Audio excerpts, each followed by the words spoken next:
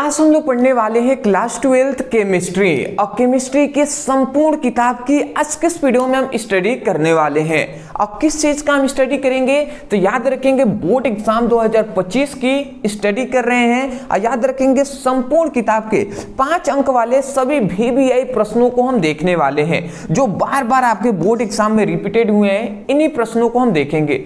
कौन से हम कह रहे हैं, संपूर्ण किताब से हम कह रहे हैं, ठीक है ना, एक दो चैप्टर की नहीं, संपूर्ण किताब की बात हम कर रहे हैं। तो अदरवाइज मैं यही कहूंगा कि देखिए संपूर्ण किताब पर हम डिस्कस करेंगे तो जाहिर सी बात है टाइम तो लगेगा ही, तो थोड़ा सा पेशेंस बनाकर अच्छे से बैठ जाइए, कॉपी पेन लेकर बैठिए, एक एक पॉइंट को समझते जाना है और नोट डाउन करते हुए चलना है, ठीक है ना। तो चलिए जी, तो सबसे पहला हमारा क्वेश्चन, चलिए अब एक एक क्वेश्चन को हम सॉल्व करते हैं और समझते हैं जी, ठीक है।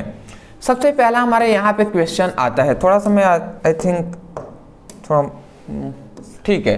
देखिए यहाँ पे हमने लिख दिया क्लास 12 केमिस्ट्री संपूर्ण किताब के 5 अंक वाले प्रश्न बोर्ड एग्जाम 2025 के लिए, ठीक है ना। यदि आप भी दे रहे हैं, बोर्ड एग्जाम 2025 देने वाले हैं तो आसानी से आप इस वीडियो को देख सकते हैं, अवेलेबल तो करा ही दिया गया ना आपको।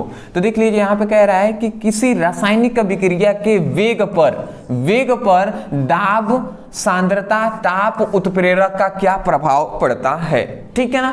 ये हमसे पूछा जा रहा है जी, ठीक है ना, कि कोई भी अभिक्रिया का वेग है तो उस पर दाब का क्या प्रभाव पड़ेगा। यदि हम दाब बढ़ा देते हैं, घटा देते हैं, तो सांद्रता अगर हम बढ़ा देते हैं या घटा देते हैं तो अभिक्रिया के वेग क्या होगा, बढ़ेगा, घटेगा या कोई भी परिवर्तन नहीं होगा। तो ये सब कुछ हमें बताना है जी। मतलब क्वेश्चन हमारा ये है कि किसी रासायनिक अभिक्रिया के वेग पर दाब, सांद्रता, ताप, उत्प्रेरक का क्या प्रभाव पड़ता है, ठीक है ना। तो चलिए जी हम इस क्वेश्चन को कैसे हल करेंगे, 5 नंबर वाले में हमारे से पूछा गया है, समझ लेते हैं। सबसे पहले हम हेडिंग डालेंगे रासायनिक अभिक्रिया के वेग को प्रभावित करने वाले कारक कौन कौन से हैं जो प्रभावित कर सकते हैं, ठीक है ना, रासायनिक अभिक्रिया के वेग को। तो सबसे पहला आता है अभिकारकों की सांद्रता। सांद्रता जो है ना, ये जो सांद्रता है वो प्रभावित कर सकती है। तो क्या हमने यहाँ पे लिखा हुआ है, समझिएगा। हमने लिखा है कि अभिक्रिया के अभिकारकों की सांद्रता बढ़ाने पर टक्करों की संख्या बढ़ जाती है। बिल्कुल सही बात है, क्योंकि कणों की संख्या बढ़ेगी तो टक्करों की संख्या बढ़ेगी, अतः अभिक्रिया का जो वेग है वो क्या हो जाता है, बढ़ जाता है। मतलब सिंपल सी बात आप इतना समझ जाइए। अच्छा मान लेते हैं ये रिएक्शन है A + B = C + D बन रहा है, ठीक है ना। A और B मिलकर CD बना रहे हैं, तो इतना तो बेसिक बात पता होगा कि इधर जो हम लेते हैं इसे हम अभिकारक कहते हैं और इधर जो बनता है उत्पाद कहते हैं, ठीक है ना। ये क्या है, एक रासायनिक अभिक्रिया है। तो हम यही कह रहे हैं कि किसी अभिक्रिया के अभिकारक, किसी अभिक्रिया के अभिकारकों की यदि हम सांद्रता को बढ़ा देते हैं, किसकी सांद्रता को बढ़ाएंगे तो क्या होगा, अभिक्रिया का वेग भी बढ़ जाता है। मतलब अगर अच्छे से मैं कहूँ ना तो अभिक्रिया का जो वेग होता है वो सांद्रता के क्या होता है, समानुपाती होता है। अभिक्रिया का जो वेग होता है ना वो सांद्रता के समानुपाती होता है। मतलब R जो होता है ना वो समानुपाती होता है C के, ठीक है ना। ये बात आप याद रखेंगे, R जो होता है वो C के समानुपाती होता है। जहां R क्या है, वेग है, C क्या है, सांद्रता है। इसका मतलब यदि वेग का मान को हम बढ़ा देंगे तो सांद्रता का मान भी अपने आप बढ़ जाएगा, या हम सांद्रता के मान को बढ़ा देंगे तो वेग का मान अपने आप बढ़ जाएगा। और यदि सांद्रता को घटा देते हैं ना तो अभिक्रिया का वेग भी अपने आप ही घट जाएगा, ठीक है जी। चलिए दूसरा हमारा ताप। अब ताप भी प्रभावित करता है, कैसे करता है समझिएगा।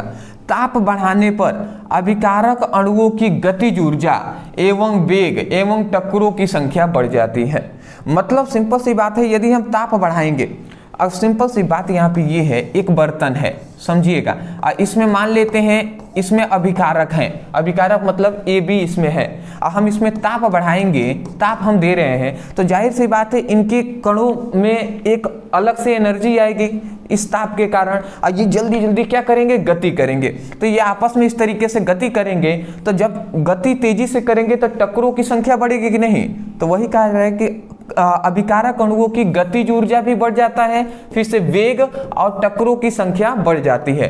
तो जब ये सब बढ़ेंगे अतः अभिक्रिया का वेग भी क्या होगा, बढ़ जाएगा।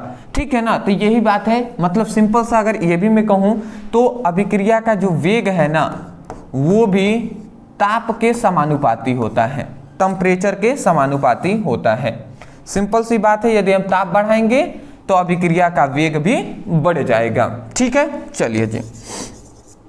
उत्प्रेरक, उत्प्रेरक क्या करता है जी, यदि हम कोई भी रासायनिक अभिक्रिया चल रहा है, इसमें हम किसी भी उत्प्रेरक का प्रयोग हम कर देते हैं, किसी भी उत्प्रेरक का प्रयोग कर देंगे तो या तो अभिक्रिया का वेग जो है ना, अभिक्रिया तेजी से होने लगेगी या अभिक्रिया धीमी होने लगेगी। यही उत्प्रेरक का कार्य है।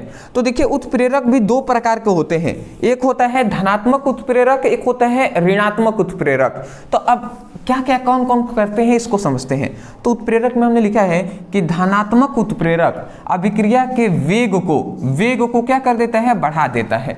बस इतना याद रखिए कि धनात्मक उत्प्रेरक अभिक्रिया के वेग को बढ़ा देता है।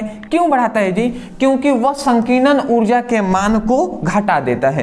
क्योंकि उत्प्रेरक जो है ना वो संकीर्ण ऊर्जा के मान को घटा देगा, जिसके कारण जो क्या होगा, अभिक्रिया का वेग बढ़ जाएगा। तो यही याद रखेंगे कि धनात्मक उत्प्रेरक अभिक्रिया के वेग को बढ़ा देता है क्योंकि वह संकीर्ण ऊर्जा के मान को घटा देता है। जबकि अब ऋणात्मक उत्प्रेरक क्या करेगा, जबकि ऋणात्मक उत्प्रेरक अभिक्रिया के वेग को घटा देता है क्योंकि संकीर्ण ऊर्जा का जो मान है वो बढ़ा देता है।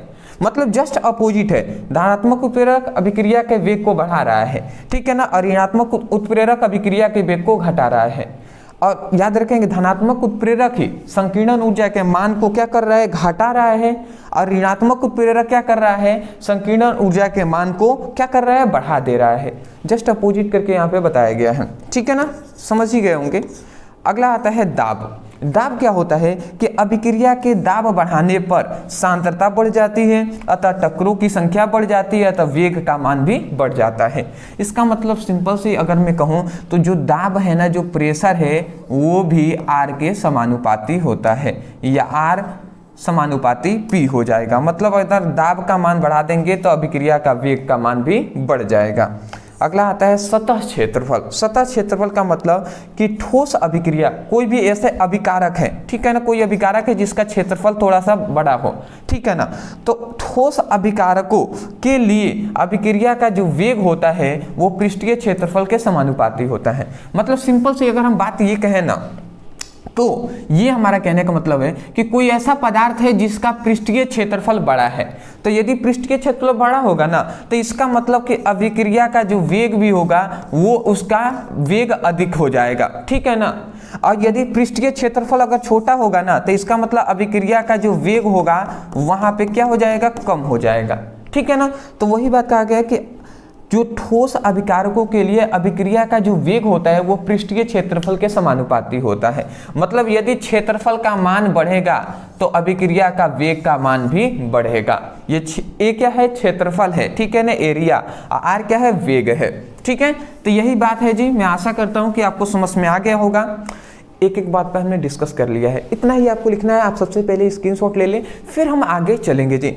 जानते हैं इस मतलब ये इसमें हम इतना सब टॉपिक पढ़ने वाले हैं ना, मैं आपको दिखाना चाहूँगा, देख सकते हैं ये सब अभी हम पढ़ेंगे, एक एक सब कुछ हम डिस्कस करेंगे जी। बहुत थोड़ा लंबा वीडियो होने वाला है और सब पर हमें डिस्कस करना है। ये सब आपको दिखाई दे रहा है, अभी नीचे और भी है, ठीक है ना। तो ये सब हम डिस्कस करने वाले हैं, थोड़ा सा पेशेंस रखिएगा क्योंकि 5 नंबर वाले हम टॉपिक पढ़ रहे हैं। एक टॉपिक पढ़ने में भी, समझाने में भी टाइम लगता है दोस्त, ठीक है ना। तो पेशेंस बनाए रखेंगे और नहीं कहते हैं कि कुर्सी की पेटी बांध लीजिए, ठीक है ना, क्योंकि हवा बदलने वाला है। तो वही बात है जी, स्क्रीनशॉट ले लें। चलिए जी, बहुत बेहतर।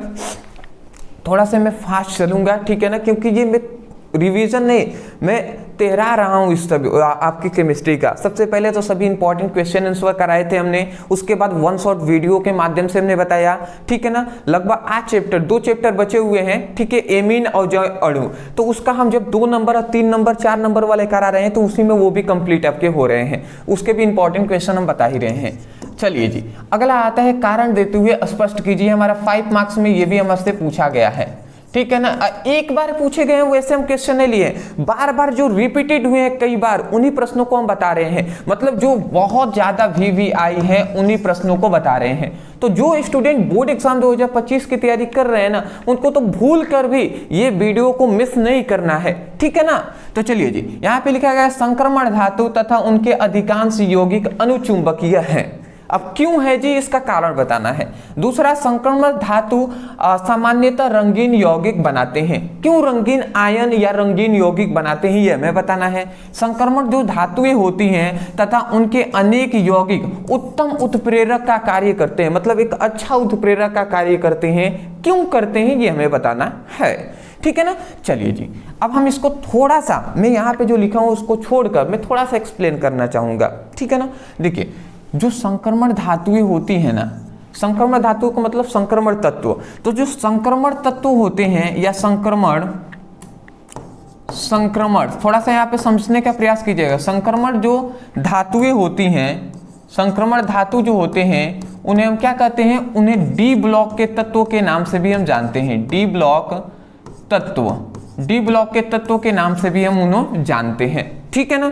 अब जो संक्रमण जो डी ब्लॉक के तत्व होते हैं ना, उनमें एक और बात खासियत ये होती है कि इसका डी उपकोष लगभग क्या होता है, अपूर्ण होता है। अपूर्ण मतलब क्या हुआ कि डी जो कक्षा है उसमें 5 इलेक्ट्रॉन, मतलब डी कक्षक में 5 कक्षाएं होती हैं, परंतु इसका पूरा कक्षक ना पूर्ण रूप से भरा हुआ नहीं होता है। कुछ ना कुछ कक्षाएं जैसे खाली रहती हैं, जैसे सभी में 1-1 इलेक्ट्रॉन भर गए, फिर से इसमें 2 इलेक्ट्रॉन भरे, फिर से इसमें नहीं है, ये इसमें 2, इसमें 2, इसमें 2 इलेक्ट्रॉन नहीं है, तो अपूर्ण होते हैं। यही मोस्टली कारण है कि अपूर्ण होने के कारण, मतलब अयुग्मित इलेक्ट्रॉन, क्या हम बोल रहे हैं,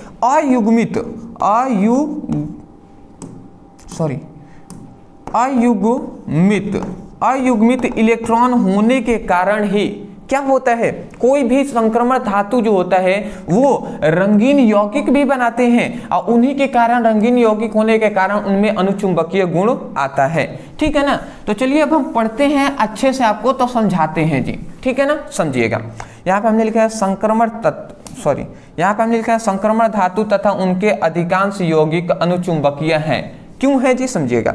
संक्रमण धातुओं को डी ब्लॉक के तत्वों के नाम से जानते हैं, सही बात है, ये जानते हैं। और अधिकांश संक्रमण तत्व धातुओं के डी कक्षक, मतलब अधिकांश जो संक्रमण तत्व है, संक्रमण धातुएं या संक्रमण तत्व है ना, उनके जो डी कक्षक हैं, डी कक्षक क्या होते हैं, डी कक्षकों में अयुग्मित इलेक्ट्रॉन होते हैं, अयुग्मित इलेक्ट्रॉन होते हैं, ये हम अभी आपको समझाएंगे। इसलिए वे तत्व रंगीन होते हैं।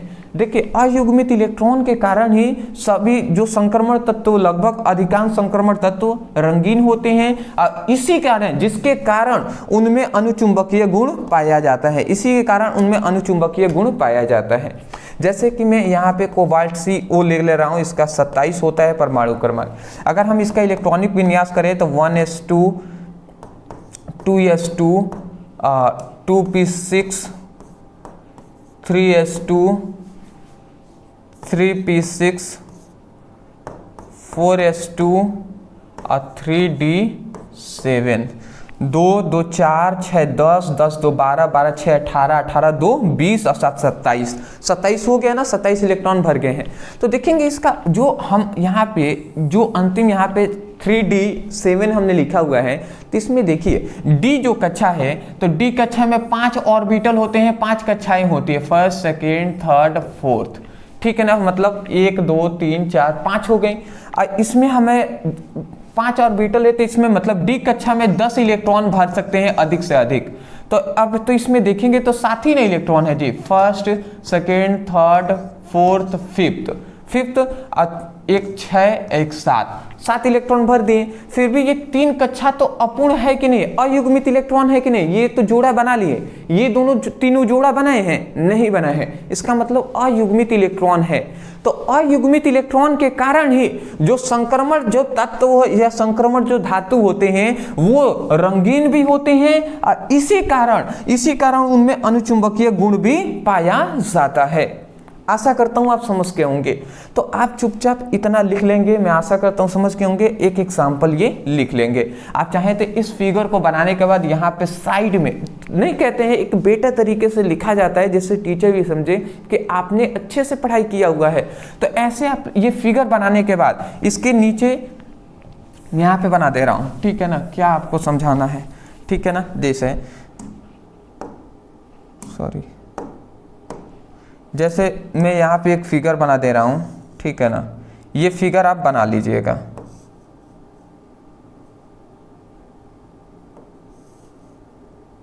ठीक है जी, ये फिगर आपको बना लेना है। 7 इलेक्ट्रॉन है ना, तो यहाँ पे first, second, third, fourth, fifth, sixth, seventh, तो ये 7 आप इलेक्ट्रॉन इस तरीके से दर्शा देंगे, ठीक है ना, इस तरीके से। और यहाँ पे लिख देंगे कि रंगीन यौगिक, ठीक है ना, रंगीन यौगिक भी लिख देंगे। और फिर से इसी के अंदर लिख देंगे अनुचुंबकीय गुण, ठीक है ना, साइड में ऐसे लिख देंगे, आपका काम कंप्लीट हो जाएगा। नहीं भी लिखेंगे तो कोई दिक्कत नहीं है, बेटर करने के लिए। अगर कुछ ना है तो कम से कम जितना हमने ये लिखा है इतना एग्जाम्पल में ये लिख देंगे, काम कंप्लीट हो जाएगा। अगला हमारा आता है कि संक्रमण धातुएं तथा उनके यौगिक, उनके अनेक यौगिक क्या होते हैं, उत्तम उत्प्रेरक का कार्य करते हैं। अब उत्तम उत्प्रेरक का कार्य क्यों करते हैं, तो एक तो मोस्टली ये भी रीजन है कि इसमें अयुग्मित इलेक्ट्रॉन होते हैं, इसके कारण ये अच्छा उत्प्रेरक का कार्य करते हैं। और भी रीजन यहाँ पे देखिए हमने एक्सप्लेन भी किया हुआ है, समझ लेते हैं। यहाँ पे हमें कहा गया है कि संक्रमण धातुएं तथा उनके यौगिक में उत्प्रेरकीय गुण होता है। संक्रमण जो धातुएं होती हैं उनके यौगिक जो होते हैं उसमें उत्प्रेरकीय गुण होता है। उत्प्रेरकीय का मतलब क्या है कि कोई भी अभिक्रिया को में यदि उस संक्रमण धातु का प्रयोग करेंगे ना तो वो अभिक्रिया या तो बढ़ जाएगी या घट जाएगी, ठीक है ना, तो उत्प्रेरकीय गुण होता है, ठीक है ना। अगला आता है इनमें डी उपकोष, हमने कहा ना कि इसके डी उपकोष में उपस्थिति मतलब डी उपकोषों की जो उपस्थिति और परिवर्तनशील ऑक्सीकरण अवस्था प्रदर्शित करने के कारण होता है, ठीक है ना। तो यही बात है जी, ऑक्सीकरण अवस्था प्रदर्शित करने के कारण होता है। मोस्टली हम कहें ना तो ज़्यादा आपको मतलब अभी दिमाग लगाने की उतनी आवश्यकता नहीं है, आप इतना समझ जाइए कि अयुग्मित इलेक्ट्रॉन के कारण ही उसमें क्या होता है, उत्प्रेरकीय गुण पाया जाता है, ठीक है ना। तो ये आप परिभाषा लिख लेंगे, 2 लाइन का है। या अगर कुछ नहीं आता है तो आप यहाँ से लेकर यहाँ तक लिख लेंगे कि अयुग्मित इलेक्ट्रॉन होते हैं, इसीलिए फिर से लिखेंगे, इसीलिए उसमें वो इसीलिए संक्रमण धातुएं तथा उनके यौगिक उत्तम उत्प्रेरक का कार्य करते हैं। यहाँ के बाद भी ना आप ये लाइन केवल लिख देंगे तो आपका इसका आंसर हो जाएगा। समझ रहे हैं ना, उससे डरने वाली बात नहीं है, मैं पढ़ाऊँ ना, मैं जानता हूँ भैया, ठीक है ना। एक क्वेश्चन को हम बहुत तरीके से उत्तर दे सकते हैं, समझ में आने चाहिए। अब मैं समझ रहा हूं कि क्या हम आपको बता रहे हैं, तो ये बातें हैं जी। देखिए, एक तो ये दोनों रंगीन और अनुचुंबकीय जो बात है ये तो इसी में क्लियर हो चुका है, ठीक है ना। क्या है ना कि वो रंगीन होते हैं, ठीक है ना। तो क्यों रंगीन होते हैं, अयुग्मित इलेक्ट्रॉन के कारण, और उसमें अनुचुंबकीय गुण पाया जाता है, तो ये भी आपको हमने यहाँ पे बता ही दिया है। तो 2 तो क्वेश्चन इसी में कंप्लीट हो गए, एक जो बचा हुआ था ये हमने बता दिया। या फिर से यहीं तक लिख कर और फिर से ये लाइन लिख देंगे ना तो आपका तीसरे का भी उत्तर हो जाएगा। समझ रहे हैं ना, स्क्रीनशॉट ले लें। चलिए जी, मैं सोच रहा हूँ कि जल्दी जल्दी पढ़ाऊँ पर फिर भी लेट तो हो ही जा रहा है। चलिए जी, अब देखिए यहाँ से, सॉरी कुछ ज़्यादा आ गए क्या हम लोग, चलिए जी कोई नहीं। दूसरे के बाद अब देखिए, अब हमारा एक इम्पॉर्टेंट यहाँ पे क्वेश्चन आता है जो है लेंथेनॉइड या लेंथेनॉइड आकुंचन कहते हैं या लेंथेनॉइड आकुंचन। ये आपको याद रखेंगे, ये मैंने देखा कि आपके 4 मार्क्स में भी पूछे गए हैं और ये एक बहुत बार 5 मार्क्स में भी पूछे गए हैं। तो हमने 4 मार्क्स वाले जो क्वेश्चन कराया था संपूर्ण किताब के, तो उसमें भी हमने ये टॉपिक कराए हुए हैं। 5 नंबर वाले में भी हम करा रहे हैं, ठीक है ना, क्योंकि हो सकता है कोई स्टूडेंट होंगे जो 4 नंबर वाले नहीं देखे हैं। तो यदि आप 2 नंबर, 3 नंबर और 4 नंबर वाले प्रश्नों को देखना चाहते हैं, डिस्क्रिप्शन बॉक्स में आपको लिंक हम दे देंगे, तो वहां से क्लिक करके आप अपनी स्टडी कर सकते हैं। थोड़ा सा मैं यहाँ पे एक्सप्लेन कर देता हूँ। लेंथेनाइड कहे या लेंथेनाइड आकुंचन या लेंथेनॉइड साकुंचन कहे, आपको जितना हम बता रहे हैं वैसे लिखना है। सबसे पहले लिखेंगे आवर्त आवर्त सारणी में तीसरे वर्ग और छठे आवर्त से 14 तत्वों को उठाकर सारणी के नीचे एक रूप में रखा गया है, जिसे लेंथेनाइड कहते हैं। जैसे मैं अगर फिगर से आपको थोड़ा समझाना चाहूँ तो देखिए, ये हमारी कुछ आवर्त सारणी का इस तरीके से फिगर है, ठीक है ना।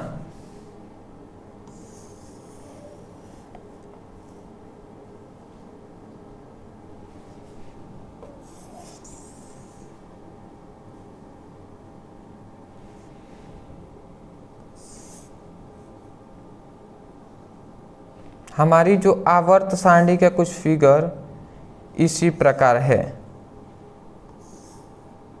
ठीक है ना। थोड़ा कम बेस हम यहाँ पे गणना करके नहीं बता रहे हैं, ऐसे ही हम आपको बता रहे हैं, ठीक है ना। बस ऐसे मतलब फिगर से आपको बस समझ में आ जाए इसलिए हम ऐसा बता रहे हैं, अदरवाइज कोई मेरा उतना वो नहीं है, ठीक है ना। तो इस तरीके से कुछ होते हैं, ठीक है ना।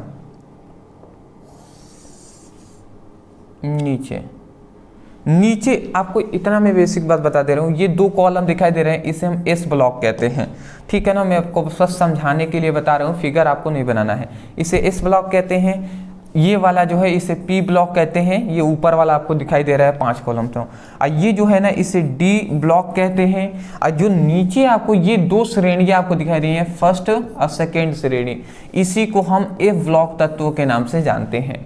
एफ ब्लॉक तत्वों का ये जो पहला हमारा ये जो श्रेणी है, इसी श्रेणी को हम लेंथेनॉइड कहते हैं या लेंथेनॉइड श्रेणी कहते हैं, या इसी के अंदर हमें पढ़ना है लेंथेनाइड आकुंचन या लेंथेनाइड संकुचन।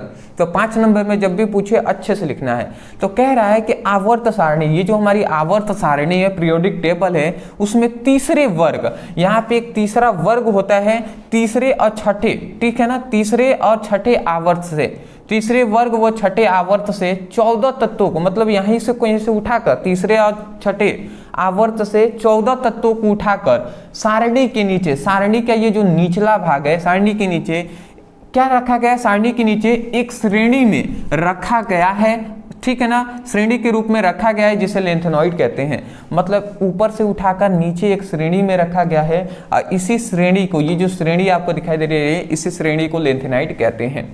अब फिगर से हमने पहले बहुत बार एक्सप्लेन किया हुआ है, जब हमने लेंथेनाइड पर एक इंपॉर्टेंट टॉपिक कराया था, तो आप चाहें तो फिगर से अच्छे से आप समझ सकते हैं। लिखेंगे लेंथेनॉइड ब्रदर्स है तो वीडियो आपको मिल जाएंगे, बट इसमें फिगर बनाना कोई आवश्यक नहीं है, इसलिए मैं फिगर को ज़्यादा महत्व न देकर समझाने पर फोकस कर रहा हूँ, क्योंकि हमें बहुत सारे टॉपिक को कवर करना है।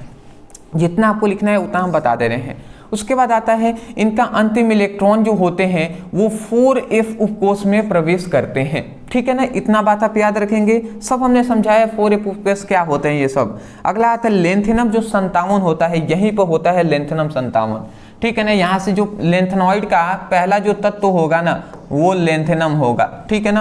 तो लेंथेनम 57 से लेकर फिर से सीरियम से लेकर ल्यूटीशियम, यहाँ से सीरियम से स्टार्ट होगा, यहाँ पर ल्यूटीशियम तक समाप्त होगा।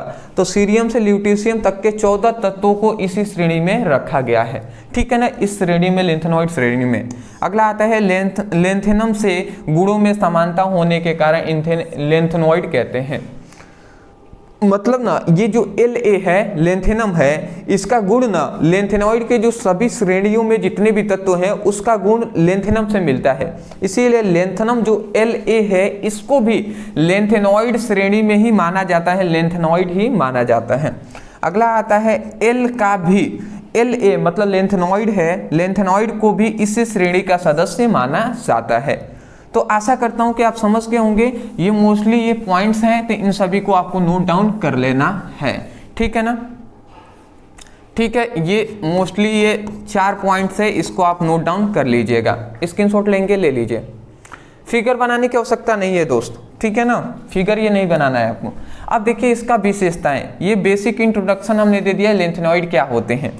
अब इसकी विशेषताओं में एक एक बात पर बात करेंगे। सबसे पहला हमारा आता है कि इसका इलेक्ट्रॉनिक विन्यास, इसका जो इलेक्ट्रॉनिक विन्यास होता है वो 4f 1 से 14 तक और 5d क्या होता है 1 to 10 तक, जो 6s 1 to 2 है, ठीक है ना। मतलब F उपकोष में 1 से 14 तक इलेक्ट्रॉन भरेंगे, D उपकोष में 1 से 10 तक और S उपकोष में 1 से 2 तक इलेक्ट्रॉन भरेंगे। ये क्या है, इसका इलेक्ट्रॉनिक विन्यास है। ठीक है ना, 4f 1 to 14, 5d 1 to 10 और 6s 1 to 1 से 2 होता है। ठीक है ना, ये आप लिख लेंगे, ये इसका इलेक्ट्रॉनिक विन्यास है, आपको लिखना पड़ेगा। अगला हमारा आता है कि अंतिम इलेक्ट्रॉन 4f उपकोष में प्रवेश करता है, ये विशेषताएं हैं, इसको भी लिख लीजिएगा। अगला आता है, देखिए ये आपको थोड़ा सा समझने वाला है, ये बहुत ज़्यादा इंपॉर्टेंट टॉपिक है। देखिए कह रहा है कि लेंथेनॉइड श्रेणी में बाएं से दाएं जाने पर, देखिए मैं ओनली लेंथेनॉइड श्रेणी जो नीचे रखा गया था 2 श्रेणियां, इसको मैं बता रहा हूँ। इधर है बायां भाग, इधर है दायां भाग। तो हम ये कह रहे हैं कि ये जो लेंथेनॉइड श्रेणी है, यही ना है लेंथेनॉइड श्रेणी, तो इसमें हम बाएं से दाएं की ओर जा रहे हैं, बाएं से दाएं की ओर जाएंगे। तो बाएं से दाएं की ओर जाने पर परमाणु त्रिज्या और आयनिक त्रिज्या घटती है। परमाणु त्रिज्या घटेगी और आयनिक त्रिज्या घटती है। क्यों घटती है समझिएगा, जब हम बाएं से दाएं की ओर जाएंगे ना, तो परमाणु क्रमांक बढ़ता है। परमाणु क्रमांक बढ़ता है। परमाणु क्रमांक का बढ़ने का मतलब है कि जो इलेक्ट्रॉनों की संख्या है ना, इलेक्ट्रॉनों की संख्या बढ़ रही है, क्योंकि इलेक्ट्रॉनों की संख्या जितनी होगी उतनी ही तो परमाणु क्रमांक होता है। मान लेते हैं ऑक्सीजन का परमाणु क्रमांक 8 है, तो 8 का मतलब ऑक्सीजन में 8 इलेक्ट्रॉन है, यही तो बात है ना। तो देखिए जब इलेक्ट्रॉन बढ़ेंगे ना, मैं ज़्यादा उतना डिस्कस नहीं करूंगा क्योंकि पहले अभी 4 नंबर वाले कराए थे तो उसमें हमने कराया हुआ है। तो देखिए जब क्या होगा, परमाणु क्रमांक बढ़ता है तो वहां पे नाभिकीय आकर्षण बल का मान या प्रभावी नाभिकीय आवेश का मान बढ़ता है।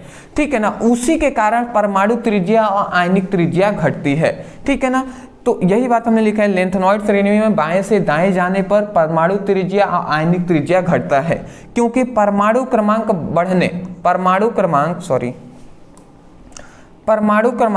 बढ़ने के साथ साथ इलेक्ट्रॉनों की संख्या बढ़ती है। परमाणु क्रमांक बढ़ेगा तो इलेक्ट्रॉनों की संख्या बढ़ेगी, जिसके कारण प्रभावी नाभिकीय आवेश का मान बढ़ता है। क्या होता है प्रभावी नाभिकीय आवेश, सब बताया हमने। तो इस घटना को लेंथेनाइड संकुचन कहते हैं।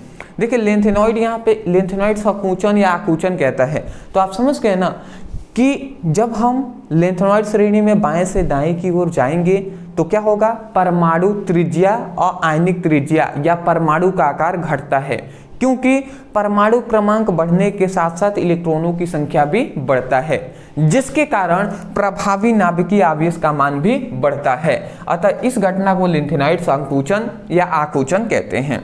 ठीक है ना, समझ गए होंगे। अगला आता है सभी लेंथेनॉइड, ठीक है ना, चांदी जैसे क्या होते हैं, चमकदार व नर्म धातु के होते हैं। ठीक है ना, चांदी के आप देखे ही होंगे। इसका गलनांक और घनत्व क्या होता है, उच्च होता है। अगला आता है वायु में रखने पर ये क्या होते हैं, तुरंत बदरंग हो जाते हैं, मतलब इनका कलर उड़ जाता है। ठीक है ना, तो ये बातें हैं जी, स्क्रीनशॉट ले लें। और भी हमें इसका विशेषताएं देखनी है, ले लिए होंगे ना, और भी कुछ विशेषताएं हैं उसको भी जान लीजिए। विशेषताओं में और हमें क्या जानना है कि परमाणु क्रमांक बढ़ने के साथ साथ घनत्व और कठोरता बढ़ती है, क्योंकि कक्षकें जो होती है ना, कक्षाएं पास आने लगती हैं। किसके कारण, प्रभावी नाभिकीय आवेश के कारण। ठीक है ना। अगला आता है La की प्रथम आयनन एंथैल्पी बहुत कम होती है। लेंथिनम का ना प्रथम आयनन एंथैल्पी कम होती है, ये बात याद रखेंगे। इसका सामान्यतः ऑक्सीकरण अवस्था +3 दिखता है, और कुछ तत्वों की ऑक्सीकरण संख्या क्या होता है, +2 और +4 दिखाते हैं। अगला आता है इनके आयनन क्या होते हैं, आयन रंगीन होते हैं। तो ये बातें आपको याद रखनी है। आशा करता हूँ आप समझ गए होंगे। देखिए मैं पूरा डिटेल में आपको एक एक पॉइंट समझाने लगा ना तो कम से कम 7-8 घंटे लगेंगे, और उतना मेरे पास टाइम नहीं है, और मुझे नहीं लगता कि आपके पास उतना टाइम है। तो जो स्टूडेंट पहले से पढ़े हुए हैं उनके लिए बेनिफिशियल है। क्यों, पहले हमने क्या पहले पढ़ा रहे थे तो अब कहाँ पे थे। अगर कोई स्टूडेंट है समझना चाहते हैं तो पहले भी तो ये सब टॉपिक पढ़ाए हुए हैं। अब आपके पास वो समय रहा नहीं दोस्त कि मैं आपको समझाकर याद कराऊँ एक एक पॉइंट्स, आप भी अब समझें। ठीक है ना, अब आपको थोड़ा सा जितना समझ में आ रहा है समझिए और मेहनत कीजिए याद करने पर, क्योंकि अब लिखने का हमारा टाइम है एग्जाम में। ठीक है ना। अब मैं आशा करता हूं कि यार फिर भी ठीक ठाक तो समझ में आ ही रहा होगा। अगला हमारे यहाँ पे देखिए, ये क्वेश्चन में हैरान हो कि 5 नंबर में कैसे दे दिया। 5 मार्क्स में ये मैंने देखा कि मुझे अभी भी याद है 2019 में और 22 में और 23 में ये लगातार पूछे गए हैं। अब बहुत ही छोटा सा एक क्वेश्चन है बट 5 नंबर में पूछा गया है। तो फिर भी मैं बता दे रहा हूं, इतना लिख देंगे। देखिए यहाँ पे 2 नंबर में ही पूछे गए हैं। यहाँ पे कह रहे उप संयोजक संख्या या कह रहे हैं समन्वय संख्या का उदाहरण सहित स्पष्ट कीजिए, मतलब परिभाषा उदाहरण सब कुछ देना है। तो सबसे पहले उप संयोजक संख्या कहे या समन्वय संख्या कहे क्या होते हैं समझिएगा। कह रहा है कि किसी उप संयोजक यौगिक में उपस्थित लिगेंड केंद्रीय धातु परमाणु के साथ जितने उप संयोजक बंध बनाते हैं उनकी संख्या को उप संयोजक संख्या कहते हैं। समझ में आ गया तो अच्छी बात है, नहीं आया तो समझिएगा। एग्जाम्पल से मैं आपको समझाने का प्रयास कर रहा हूं। जैसे एग्जाम्पल है K4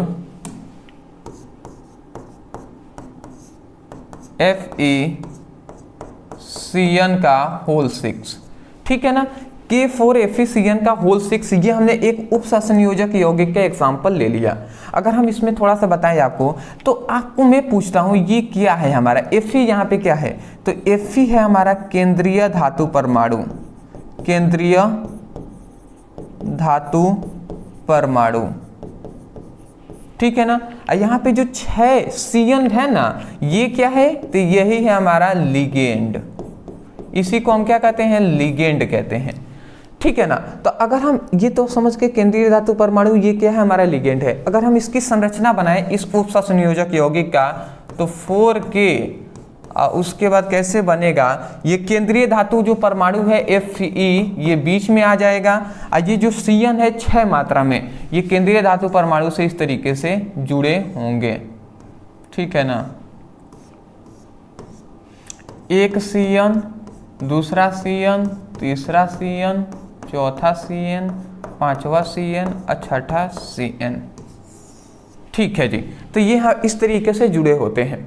तो आप समझिएगा, यहाँ पे नॉर्मल में बात बताऊंगा, तो ये हमारा क्या है, ये हमारा केंद्रीय धातु परमाणु है। ये क्या है जी, केंद्रीय धातु परमाणु है, और ये क्या है, हमारी लिगेंड है। तो हम ये कह रहे हैं कि किसी उप संयोजक यौगिक में उपस्थित, किसी उप संयोजक यौगिक में उपस्थित लिगेंड, यही ना लिगेंड है, लिगेंड केंद्रीय धातु परमाणु से जितने उप संयोजक बंध द्वारा जुड़े होते हैं, उप संयोजक संख्या को, उनकी मतलब उनकी संख्या को ही हम उप संयोजक संख्या या समन्वय संख्या कहते हैं। अच्छा, ये जो बंध आपको दिखाई दे रहा है ना, इसी को हम उप संयोजक संख्या कहते हैं, उप संयोजक संख्या कहते हैं। ये शॉर्ट फॉर्म में मैंने लिख दिया।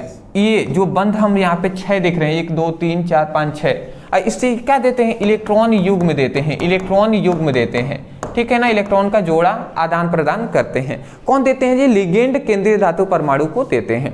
तो आप समझ गए ना। मतलब अगर पूछ लिया जाए कि ये उप संयोजक यौगिक है, तो इसमें Fe की क्या है, Fe का उप संयोजक संख्या कितना होगा, तो इसमें Fe का उप संयोजक संख्या कितना हो जाएगा, 6 हो जाएगा। समझ रहे हैं ना। तो आपको परिभाषा समझ में आ गया ना कि किसी उप संयोजक यौगिक में उपस्थित लिगेंड केंद्रीय धातु परमाणु से जितने उप संयोजक बंध द्वारा जुड़े होते हैं उनकी संख्या को ही हम क्या कहते हैं,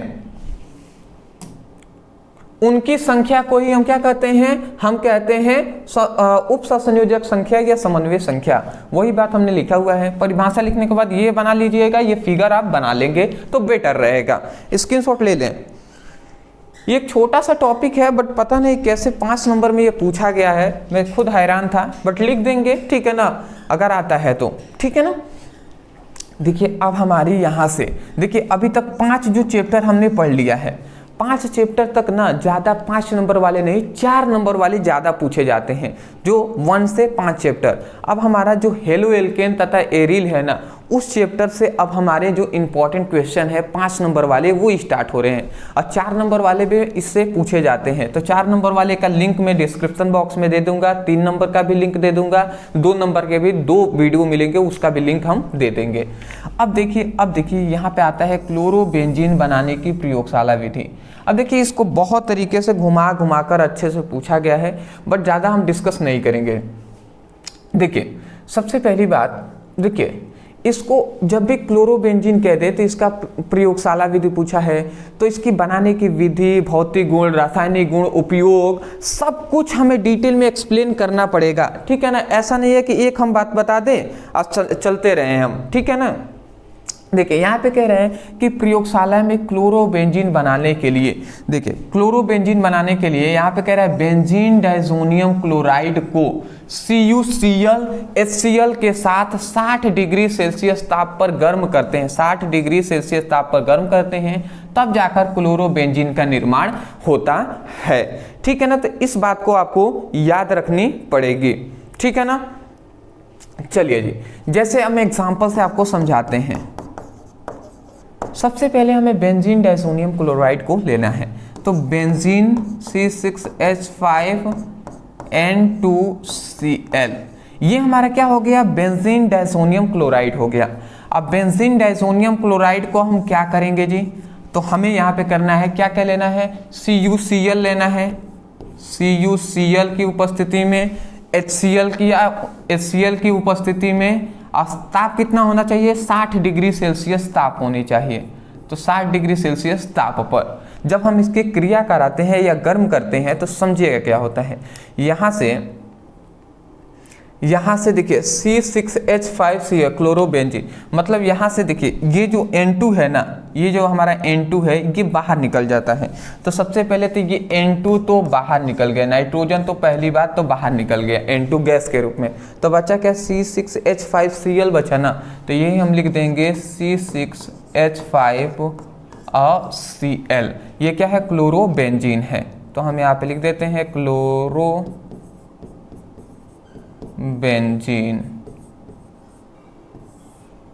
ठीक है जी, क्लोरोबेंजीन हो गया। ये क्या हो गया, benzene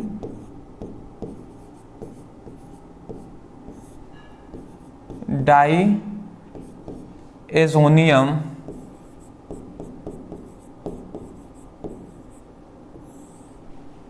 chloride, benzene diazonium chloride. ठीक है ना, तो ये हमने लिख दिया है। तो इस बात को आपको याद रखेंगे। ठीक है ना, ठीक है जी। तो ये हमारी प्रयोगशाला विधि है कि जब हम बेंजीन डाइजोनियम क्लोराइड को CuCl HCl या 60 डिग्री सेल्सियस ताप पर गर्म करते हैं, क्लोरोबेंजीन का निर्माण होता है। इतनी बात समझ के आगे बढ़ते हैं। प्रयोगशाला विधि है। अब इसके बाद हमारा आता है भौतिक गुण। क्लोरोबेंजीन का भौतिक गुण क्या है समझिएगा। तो यहाँ पे सबसे पहला आता है यह रंगीन होता है, सुगंध युक्त होता है और वाष्पशील होते हैं, मतलब गर्म करेंगे तो वाष्प में बदल जाएंगे। इनका क्वथनांक क्या होता है, 132 डिग्री सेल्सियस होता है, मतलब जब 132 डिग्री सेल्सियस गर्म करेंगे ना तब जाकर ये वाष्प में बदलेगा। अगला आता है यह जल में अघुलनशील होते हैं, मतलब जल में तो नहीं घुलेंगे परंतु कार्बनिक विलायकों में घुलनशील होते हैं, परंतु कार्बनिक विलायकों में घोलेंगे तो घुल जाएगा। जल से भारी होते हैं। ठीक है ना, तो इतनी आप मोस्टली भौतिक गुण को तैयार रखेंगे। अगला आता है हमारा इसका रासायनिक गुण। ठीक है ना, रासायनिक गुण में हमें देखना है सबसे पहले सोडियम हाइड्रोक्साइड से क्रिया। ठीक है ना, चलिए जी, अब एक एक क्रियाओं को हम देख लेते हैं। सबसे पहले सोडियम हाइड्रोक्साइड से क्रिया देखेंगे, फिर से अमोनिया से क्रिया देखते हैं और फिर से CuCl से क्रिया हम देखेंगे। ठीक है ना, चलिए जी, तो सबसे पहले हम क्या ले लेते हैं, कोई दूसरा कलर हम ले लें क्या, चलिए कोई नहीं जी। सबसे पहले हम क्लोरोबेंजीन को ले लेंगे C6H5Cl। तो क्लोरोबेंजीन ले लिया और सोडियम हाइड्रोक्साइड से क्रिया कराना है, NaOH से हम क्रिया कराते हैं।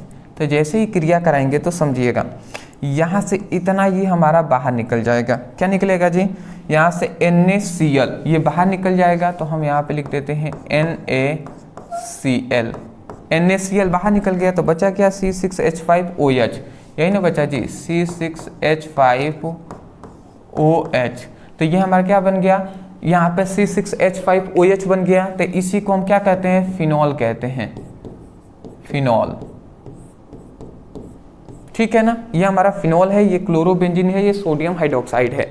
तो इतनी बात आप याद रखेंगे कि जब हम सोडियम हाइड्रोक्साइड की क्रिया, सोडियम हाइड्रोक्साइड से हम क्लोरोबेंजीन की क्रिया कराएंगे ना तो हमें क्या मिलेगा, फिनॉल का निर्माण होता है। ठीक है ना, तो इस बात को आपको याद रखनी पड़ेगी। अगला आता है अमोनिया से क्रिया। दूसरा हम देख लेते हैं, अमोनिया से कैसे क्रिया करेगा, C6H5Cl है, क्लोरोबेंजीन है, और इसको अमोनिया का सूत्र क्या होता है, NH3 होता है। तो NH3 को हम चाहें तो देखिए यहाँ पर 3 हाइड्रोजन है, तो एक हाइड्रोजन को हम पहले लिख लेते हैं, अब फिर से NH2 लिख देते हैं, ऐसे लिख सकते हैं जी। बताइए ये अभी इसमें जुड़ जाएगा तो 3 ही तो हाइड्रोजन है, तो ऐसे हम अमोनिया को यहाँ पे लिख देते हैं HNH2। ऐसा हम इसलिए कर रहे हैं जिससे आपको आसानी से समझ में आ जाए। तो अब हम क्रिया कराएंगे ना, तो यहाँ से देखिए क्या निकल जाएंगे, ये निकल जाएंगे जी HCl। ये HCl सबसे पहले तो बाहर निकल जाते हैं, ठीक है ना। उसके बाद C6H5NH2 बचा ना, तो ये हम लिख देते हैं C6H5NH2। ये क्या है हमारा एनिलीन है, ठीक है ना। तो ये हमारी क्या है एनिलीन। तो एनिलीन का निर्माण हो जाता है जब हम किससे क्रिया कराते हैं, अमोनिया से क्रिया कराते हैं तब, ठीक है ना। अगला ये हम याद रखेंगे अमोनिया है। अंतिम हमारा आता है CuCN से क्रिया, कॉपर साइनाइड से क्रिया, तो इसको भी हम C6H5Cl, ठीक है ना। बेंजीन क्लोराइड से हम इसकी क्लोरोबेंजीन या बेंजीन क्लोराइड से हम क्रिया कराते हैं, किससे, CuCN से, CuCN से क्रिया कराते हैं। तो जैसे ही क्रिया कराएंगे तो होगा ये कि यहाँ से ये चीज़ें बाहर निकल जाएंगी, तो बचा क्या C6H5Cn, बेंजीन साइनाइड का निर्माण, उसके बाद CuCl कॉपर क्लोराइड, ये हमारा बन जाता है जी, ठीक है ना। तो याद रखेंगे, ठीक है ना। बेंजीन साइनाइड या साइनोबेंजीन हम कह सकते हैं इसको। तो ये हमारी बनता है। उपयोग में भी आप मोस्टली याद रखेंगे कीटनाशक DDT के रूप में, अब फिनॉल, एनिलीन आदि के निर्माण में इसका उपयोग होता है। देख रहे हैं ना, फिनॉल का, एनिलीन का भी निर्माण हो रहा है, फिनॉल का भी निर्माण हो रहा है क्लोरोबेंजीन से ही, तो इसीलिए स्क्रीनशॉट ले लें।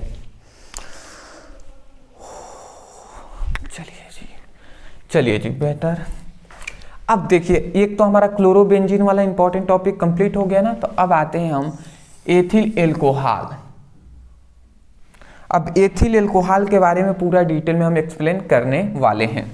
देखिए क्या यहाँ पे कहा जा रहा है कि एथिल एल्कोहल कैसे बनाना है, इसका भौतिक रासायनिक गुण सब हमें याद रखना है। ये हमारा 4 नंबर में भी पूछा गया है, 5 नंबर में भी पूछे गए हैं, तो बता रहे हैं हम। देखिए यहाँ पे कह रहा है कि जब एथिल ब्रोमाइड को सिल्वर हाइड्रोक्साइड के साथ हम क्या करते हैं, जल अपघटन कराते हैं, तो हमें क्या मिलता है, एथिल एल्कोहल प्राप्त होता है, ठीक है ना। तो चलिए जी हम देखते हैं कैसे हमें प्राप्त होता है। चलिए तो हम सबसे पहले एथिल ब्रोमाइड को लेंगे। एथिल ब्रोमाइड का सूत्र होता है C2H5Br। तो एथिल ब्रोमाइड हो गया, इसको सिल्वर हाइड्रोक्साइड से क्रिया कराएंगे AgOH। सिल्वर हाइड्रोक्साइड से हम क्रिया कराते हैं, तो देखिए जैसे ही हम इसका क्रिया मतलब जल अपघटन कराएंगे, तो यहाँ से ये होगा ना, ये इतना चीज़ें बाहर निकल जाएगी। क्या बाहर निकल रहा है, AgBr, ठीक है ना। तो AgBr ये बाहर निकल गया, बचा क्या C2H5OH। तो C2H5OH, तो ये हमारा बन गया जी। तो ये हमारा क्या है, ये हमारा है C2H5OH, ये हमारा एथिल एल्कोहल हो गया,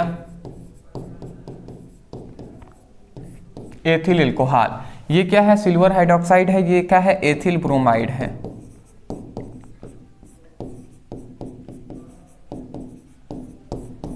ठीक है ना। तो ये आप समझ गए ना, एथिल ब्रोमाइड को सिल्वर हाइड्रोक्साइड से क्रिया करेंगे तो एथिल एल्कोहल का निर्माण होता है, ठीक है ना। आसानी से आप समझ जाएंगे, ठीक है ना, कोई ज़्यादा हार्ड इसमें है नहीं, ठीक है जी, ठीक है। अगला हमारा यहाँ पे आता है कि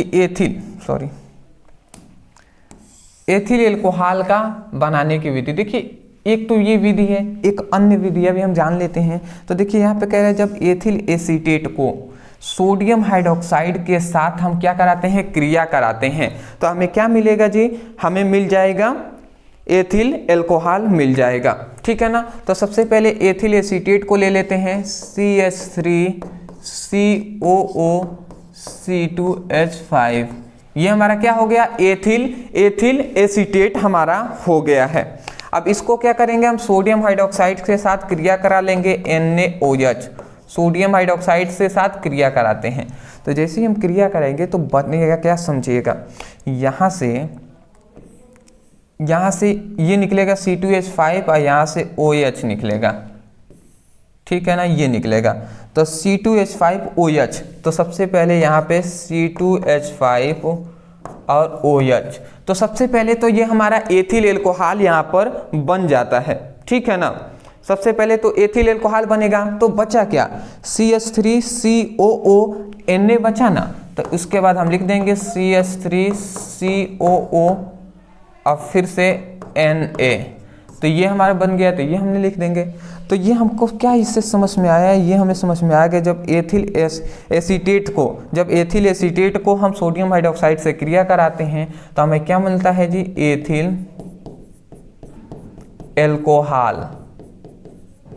एथिल एल्कोहल का निर्माण होता है, ठीक है ना। समझ के होंगे, स्क्रीनशॉट ले लें, बहुत ही अच्छी बात है। चलिए जी, ठीक है।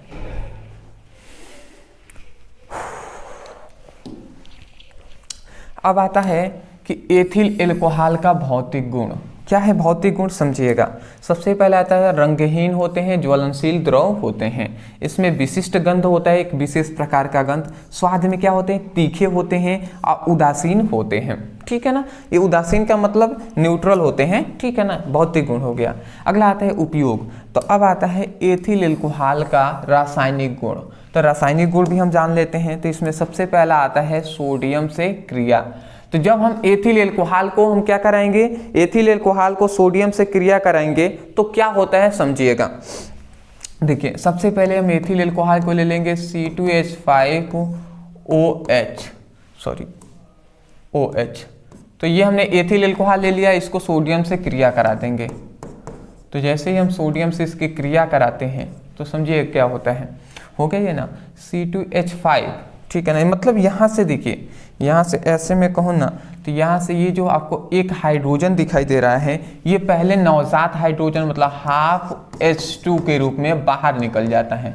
बाहर निकल गया तो बचा क्या, C2H5ONa बचा ना, तो C2H5ONa, तो ये हमारा बन जाता है। और ये उसके बाद हम लिख देंगे हाफ H2, तो ये हमारा बनता है जी, जैसे ये सोडियम से क्रिया करता है तो, ठीक है ना। तो क्या बनता है, सोडियम एथॉक्साइड बनता है, इसका नाम मैं लिख दूं सोडियम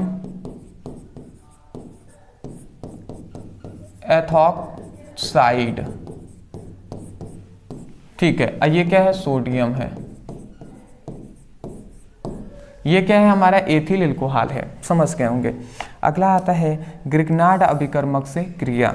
अब ग्रिग्नार्ड अभिकर्मक से कैसे क्रिया करेंगे इसको भी हम समझ लेते हैं, ठीक है ना।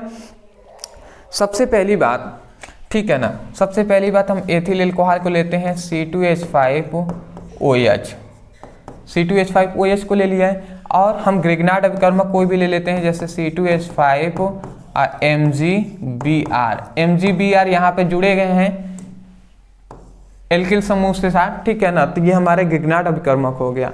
तो जब हम क्या करते हैं, एथिल एल्कोहल को हम ग्रिग्नार्ड अभिकर्मक से क्रिया कराते हैं तो क्या यहाँ से होता है जी, बात को यहाँ पे समझने वाला है कि यहाँ पे जो हमारा बनेगा ना, वो हमारा ये बनेगा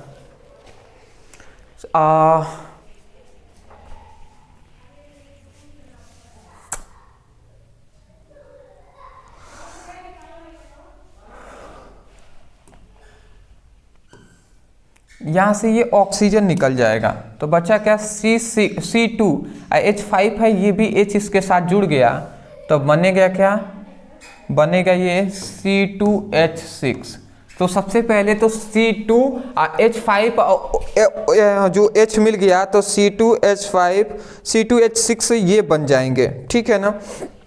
मतलब समझने वाली बात यहाँ पे ये है, ये ऑक्सीजन निकल गया तो C2H5 तो था, ये इसमें आकर ऐड हो गया तो ये 6 हो जाएगा ना, तो C2H6 हो जाएगा, ठीक है ना। अब बचा क्या, यहाँ से ये O निकला है तो बचेगा क्या, ये टोटल है ना, यहाँ का O गया तो इसमें ऐड हो जाता है, तो ऐड होगा तो क्या बनेगा, यहाँ पे मैं लिख दे रहा हूँ, इधर जगह दिखाई दे ही रहा होगा, C2H5 हो गया, फिर से ये O आ जाएगा, और फिर से MgBr बन गया। समझ रहे हैं? तो ये हमारा बन जाता है जी, ठीक है ना। तो ये बात आप याद रखेंगे कि ग्रिग्नार्ड अभिकर्मक से क्रिया करेंगे तो हमारे क्या बनेगा, C2H6 बनता है, ठीक है ना, C2H6 जिसका नाम क्या है, एथेन, ठीक है ना। ये बात आप याद रखेंगे। अगला आता है उपयोग, हम ध्यान लें। सबसे पहला होता है कार्बनिक यौगिकों के रूप में, ठीक है, निर्माण में, मतलब कार्बनिक विलायकों के रूप में, शराब के निर्माण में और मोटर और जहाज के निर्माण में किया जाता है, ठीक है ना। चलिए जी स्क्रीनशॉट ले लें,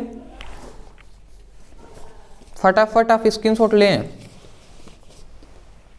ठीक है जी, मैं देख लूँ स्क्रीनशॉट, ठीक है जी। अगला आता है हमारा डाई एथिल ईथर बनाने की प्रयोगशाला विधि। अब हमारा आ गया कि डाई एथिल ईथर बनाने की प्रयोगशाला विधि। देखिए इसके लिए हमें फिगर बनाना होगा, इसलिए मैं कहूँगा कि इसको आप तैयार कर लीजिए, ठीक है ना।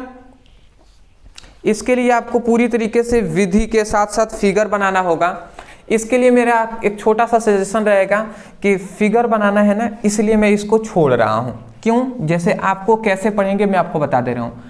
देखिए डाई एथिल ईथर, क्योंकि बहुत सारी टॉपिक को हमें पढ़ना है, तो 2 टॉपिक हम यहाँ पे पहले आपको बता दे रहे हैं, इसको सुन लीजिए, ठीक है ना। पहला हो गया हमारा डाई एथिल ईथर, ठीक है ना, ब्रदर सर, ये आप नोट डाउन कर लीजिए। दूसरा आता है क्लोरोफॉर्म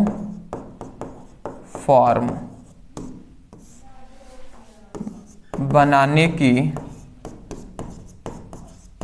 विधि, ब्रदर सर, ठीक है ना। ये 2 टॉपिक में आपको होमवर्क दे रहा हूं, आपको इसको होमवर्क, आपको इसको तैयार करना पड़ेगा।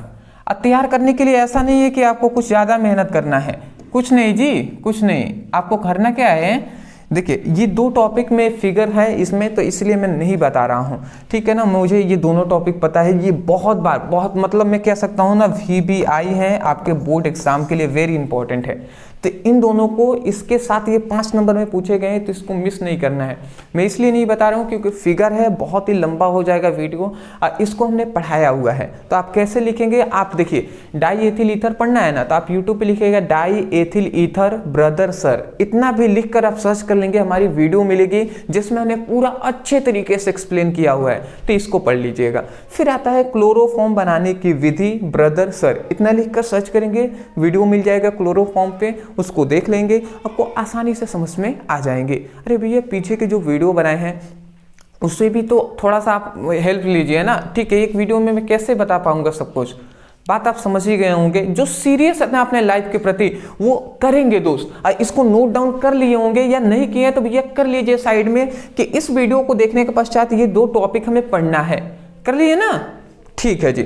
हाँ एक और बात है कि देखिए आपको लग रहा है कि थोड़ा सा आपके लिए कुछ किया जा रहा है, आपके लिए यहाँ पे बेनिफिशियल प्रोवाइड किया जा रहा है सब कुछ, तो मैं यही कहूँगा कि चैनल पे नए हैं तो चैनल को जरूर सब्सक्राइब कर दें। और सब्सक्राइब केवल नहीं करना है, नोटिफिकेशन जो बन है ना उसको भी, बेल को भी ऑन कर लेना है, ठीक है ना।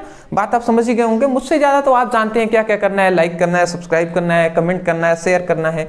कहने से तो करेंगे या नहीं पता नहीं, बट कर लीजिएगा। देखिए हमने पूरा अच्छे से एक्सप्लेन किया हुआ था, फिगर बस यहाँ पे ये प्रयोगशाला विधि हम बताते अभी, फिर से यहाँ पे विधि हो गया, फिर से ये भौतिक गुण, रासायनिक गुण सब हम बता देते, बट कोई नहीं जी आप पढ़ लेंगे, ठीक है ना, क्योंकि फिगर है उसमें थोड़ा सा ज़्यादा, बहुत ज़्यादा झमेला हो जाएगा, ठीक है ना। चलिए जी अगला हमारा नेक्स्ट जो आता है फॉर्मल्डिहाइड बनाने की प्रयोगशाला विधि। अब फॉर्मल्डिहाइड बनाने की प्रयोगशाला विधि को हम जानने वाले हैं।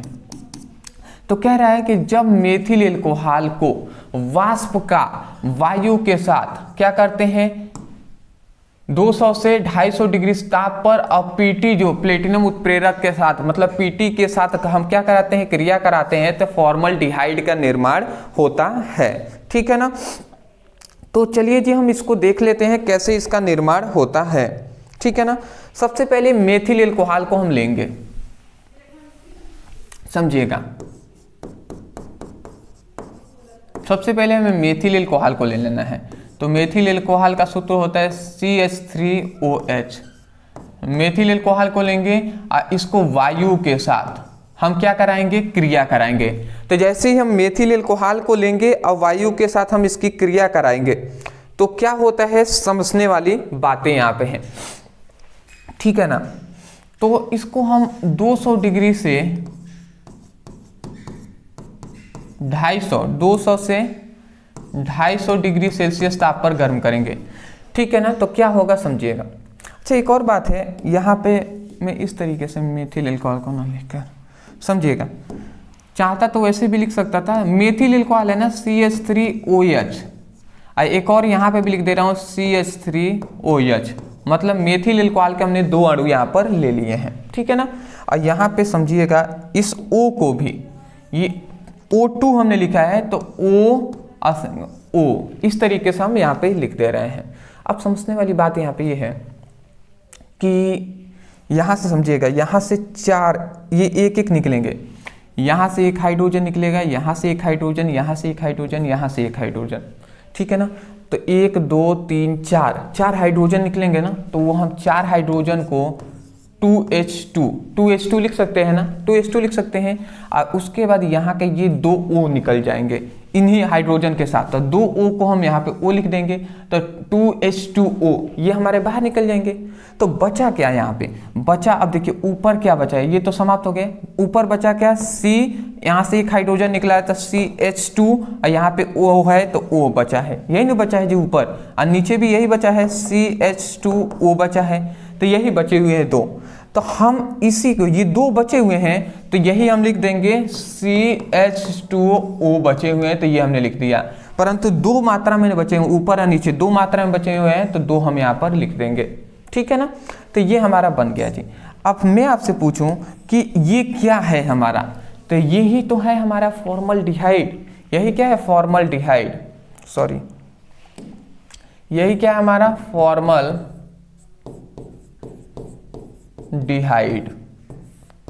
आप कहेंगे सर ऐसा कैसे, फॉर्मल्डिहाइड का तो सूत्र HCHO होता है, यहाँ पे CH2O लिख दिए हैं आपने, तो क्या ऐसी बात नहीं है। देखिए CH2O है, तो अब बताइए ये 2 हाइड्रोजन है, एक हाइड्रोजन को हमने पहले ला दिए, तो वही हम एक हाइड्रोजन से पहले ला देते हैं तो H लिख दिए, फिर से C है तो C, एक हाइड्रोजन पहले आ गया तो यहाँ पे HO ही ना बचा जी, तो HCHO लिख दें या CH2O लिख दें, दोनों बात एक ही है। तो वही CH2O लिख दिए हैं या HCHO लिख दिए हैं, दोनों बात एक ही है जी, कोई भी आप लिख सकते हैं, उससे कंफ्यूजन आपको नहीं होनी चाहिए, ठीक है ना। चलिए जी, तो आशा करता हूं आप समझ गए होंगे।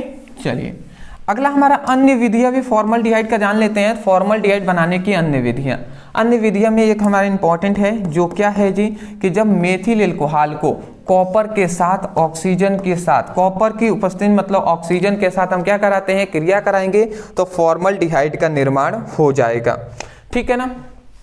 मतलब हम मेथिल एल्कोहल को ले लेते हैं CH3OH, ठीक है जी।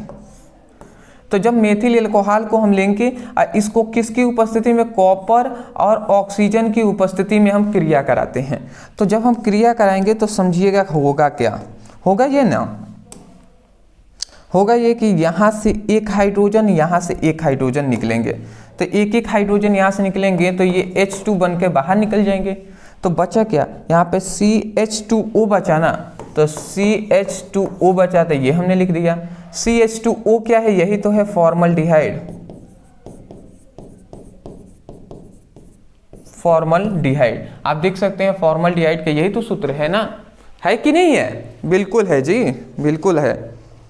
आशा करता हूं आप समझ के होंगे। चलिए जी, अगला हमारे यहाँ पे आता है भौतिक गुण। फॉर्मल्डिहाइड का भौतिक गुण क्या है समझिएगा। सबसे पहले आता है कि ये क्या होता है, ये रंगहीन होते हैं, तीक्ष्ण गंध वाली गैस होती हैं, ठीक है ना। अगला आता है जल में अत्यधिक घुलनशील होते हैं।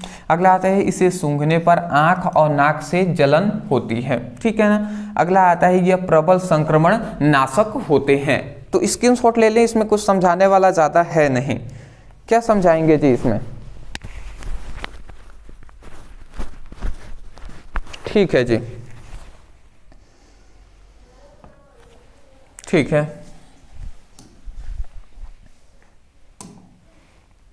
अगला आता है हमारा रासायनिक गुण, सॉरी भौतिक गुण नहीं, यहाँ पे याद रखेंगे रासायनिक गुण लिख देंगे। ये क्या है जी, रासायनिक गुण हम बता रहे हैं, जिसमें हम सबसे पहले सोडियम हाइड्रोक्साइड से क्रिया, फिर से अमोनिया से क्रिया कराएंगे। तो सबसे पहले हम फॉर्मल्डिहाइड ले लेते हैं, यहाँ पर HCHO, ये फॉर्मल्डिहाइड का सूत्र है। तो हम फॉर्मल्डिहाइड को 2 मात्रा में यहाँ पर ले लेते हैं। तो फॉर्मल्डिहाइड को हमने ले लिया और इसको सोडियम हाइड्रोक्साइड से क्रिया करा देंगे NaOH के साथ। तो जैसे ही क्रिया कराते हैं तो समझने वाली बात है, यहाँ से क्या निकलते हैं जी, देखिए क्या यहाँ से निकलते हैं। यहाँ से निकलेगा ऐसा ना कि ये इतना, ये जो प्रोडक्ट है ये सबसे पहले यहाँ से ये निकलेगा। देखिए सॉरी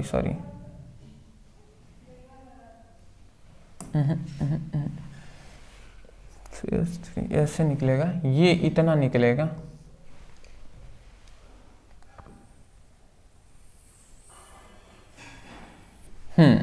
ये आप समझिएगा, एक कार्बन और 3 हाइड्रोजन, 1 2 3 हाइड्रोजन निकलते हैं, ठीक है ना। तो C, एक कार्बन है तो और 3 हाइड्रोजन है तो CH3 निकल जाएगा ना। और यहाँ से OH निकलता है तो CH3OH। ये सबसे पहले हमारा मेथिल एल्कोहल का निर्माण हो जाते हैं, ठीक है ना। मेथिल एल्कोहल का निर्माण हो जाएगा। उसके बाद बचा क्या, HCOONA बचा। देखिए उसके बाद बचा क्या, HCOONA बचा, तो ये हम लिख देंगे HCOONA। तो ये हमारा बन गया। तो मोस्टली मुख्य हमारा प्रोडक्ट क्या है, मेथिल एल्कोहल। तो ये बात आप याद रखेंगे कि जब हम फॉर्मल्डिहाइड की क्रिया हम क्या कराते हैं, सोडियम हाइड्रोक्साइड से कराएंगे तो मेथिल एल्कोहल का निर्माण होता है, ठीक है ना। इस बात को भी आपको याद रखना पड़ेगा, ठीक है जी। तो अब हमारा आता है अमोनिया से क्रिया। ये आप याद रखेंगे, रिएक्शन इंपॉर्टेंट रिएक्शन है। देखिए सबसे पहले हम क्या लेते हैं, फॉर्मल्डिहाइड को ले लेते हैं। तो CH2O लिख दें। देखिए चलिए ऐसे ही हम लिख दे रहे हैं HCHO, ठीक है ना, HCHO। तो HCHO ये हम अपना यहाँ पे 6 मात्रा में ले रहे हैं। जो अमोनिया से हम क्रिया कराएंगे तो अमोनिया की हम 4 मात्रा में लेकर हम क्या कराते हैं, क्रिया कराते हैं। तो जैसे ही हम इसकी क्रिया कराएंगे ना तो यहाँ पे हमारा बनेगा CH4 का होल ट्वाइस, ठीक है ना, NH। तो ये हमारा सबसे पहला जो हमारा प्रोडक्ट होता है CH2 का होल 6N4 बनता है, ठीक है ना, यूरोटोपिन, ठीक है ना। CH2 का होल 6N4, ठीक है ना। ये हमारा बनता है 2 मात्रा में H2O, ये हमारा निकलता है, ठीक है ना। तो इस बात को आपको याद रखना पड़ेगा, ठीक है जी। तो ये इस बात को हमें याद रखना पड़ेगा कि जब हम फॉर्मल्डिहाइड को अमोनिया से क्रिया कराते हैं तो CH2 का होल 6N4 हमारा बनता है और इसी का नाम है यूरोट्रोपिन बनता है। और याद रखेंगे, सॉरी 2 मात्रा में, 6 मात्रा में ना, तभी तो समीकरण संतुलित होगा। हाँ 6 मात्रा में क्या बनेगा, जल का निर्माण भी होता है। तो ये थोड़ा सा रिएक्शन है, हार्ड है, बट आप इसको याद कर लेंगे, ठीक है ना, ज्यादा हार्ड नहीं है उतना भी, ठीक है जी। इसको मैं अभी चाहूँ तो अभी समझा सकता हूँ। इसको 6 बार लिखेंगे, इसको लिखेंगे ना फिर से हो जाएगा, बट आप याद कर लीजिएगा, ठीक है ना। अगला आता है उपयोग में, याद रखेंगे फॉर्मेलिन के रूप में परीक्षण के भांति उपयोगी होता है। अगला आता है प्लास्टिक के निर्माण में, गेठिया संक्रमण में, रजत दर्पण बनाने में, ठीक है ना। तो स्क्रीनशॉट आप ले लें, फिर हम आगे बढ़ते हैं जी।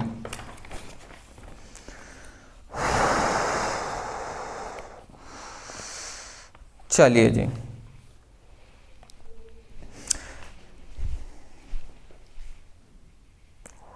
एक घंटे से ऊपर हो चुके हैं, कोई नहीं जी, कोई नहीं, आगे बढ़ते हैं। अगला आता है एसिटल्डिहाइड, मतलब जिसका सूत्र है CH3CHO बनाने की प्रयोगशाला विधि। तो समझते हैं जी कैसे बनता है। सबसे पहले हम क्या लेंगे, सबसे पहले हम एथिल एल्कोहल को लेते हैं, ठीक है ना। इसको ऑक्सीजन के साथ K2Cr2O7H2SO4 की उपस्थिति में हम क्या कराते हैं, क्रिया कराते हैं। तो हमारा क्या बन जाएगा, हमारा एसिटल्डिहाइड का निर्माण हो जाएगा, ठीक है ना। समझिए कैसे। तो हम ले लेते हैं एथिल एल्कोहल। तो एथिल एल्कोहल का सूत्र CH3CH2OH हो गया। ये एथिल एल्कोहल ले लिया। और एथिल एल्कोहल का हम क्या करेंगे, एथिल एल्कोहल का ऑक्सीजन के साथ हम क्रिया कराएंगे। तो यहाँ पे हम ऑक्सीजन ले लेते हैं। ऑक्सीजन के साथ क्रिया कराना है, किसके साथ, तो K2Cr2O7 प्लस H2SO4 के साथ उपस्थिति में हम क्रिया इसकी कराते हैं। तो जैसे क्रिया कराएंगे ना, होगा क्या, यहाँ से समझिए, यहाँ से ये 2 हाइड्रोजन निकलेंगे, ठीक है ना। इस ऑक्सीजन से क्रिया कर लेंगे तो H2O, तो ये H2 बनकर ये सबसे पहले तो बाहर निकल जाएंगे। बाहर निकल गए कि नहीं जी, निकल गए ना। तो बचा क्या, CH3CHO बचा ना, तो यही हम लिख देंगे CH3 फिर से CHO। तो ये हमारा क्या है, यही है हमारा एसिटल्डिहाइड।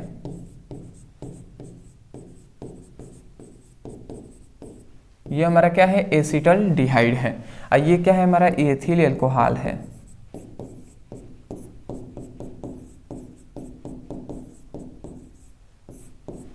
आशा करता हूँ आपको समझ में आ गए होंगे। स्क्रीनशॉट ले लीजिए, ठीक है ना। या लेना क्या है भैया, एथिल एल्कोहल का ऑक्सीकरण करा है हमने, सिंपल सा तो निकल गया, इस हाइड्रोजन के साथ ऑक्सीजन निकल गया, फिर से जो बचा हुआ है ये हमने लिख दिया है, एसिटल्डिहाइड बन गया। दूसरा हमारा आता है एसिटल्डिहाइड बनाने की औद्योगिक विधि।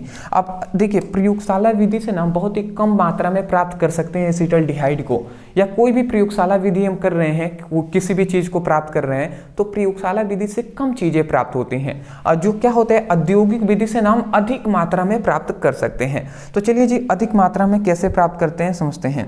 तो हम जब एसिटिलीन गैस को लेते हैं, तो जब एसिटिलीन गैस को हम क्या करेंगे, H2O मतलब जल के साथ H2SO4 HgSO4 की उपस्थिति में क्रिया कराएंगे, तो हमारा क्या बन जाता है, एसिटल्डिहाइड का निर्माण हो जाता है, ठीक है ना।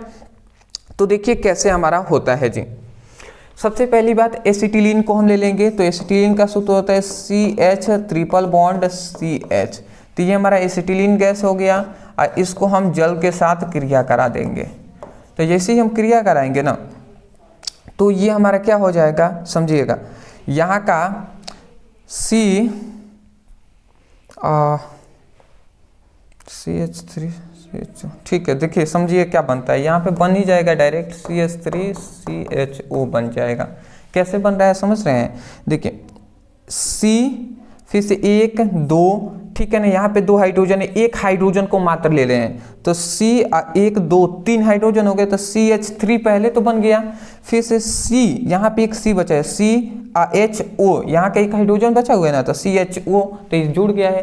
तो ये हमारा क्या बन गया है, यही तो है एसिटल्डिहाइड। तो एसिटल्डिहाइड बनाने के ये अन्य विधियाँ हैं, लिख लीजिए, ठीक है ना।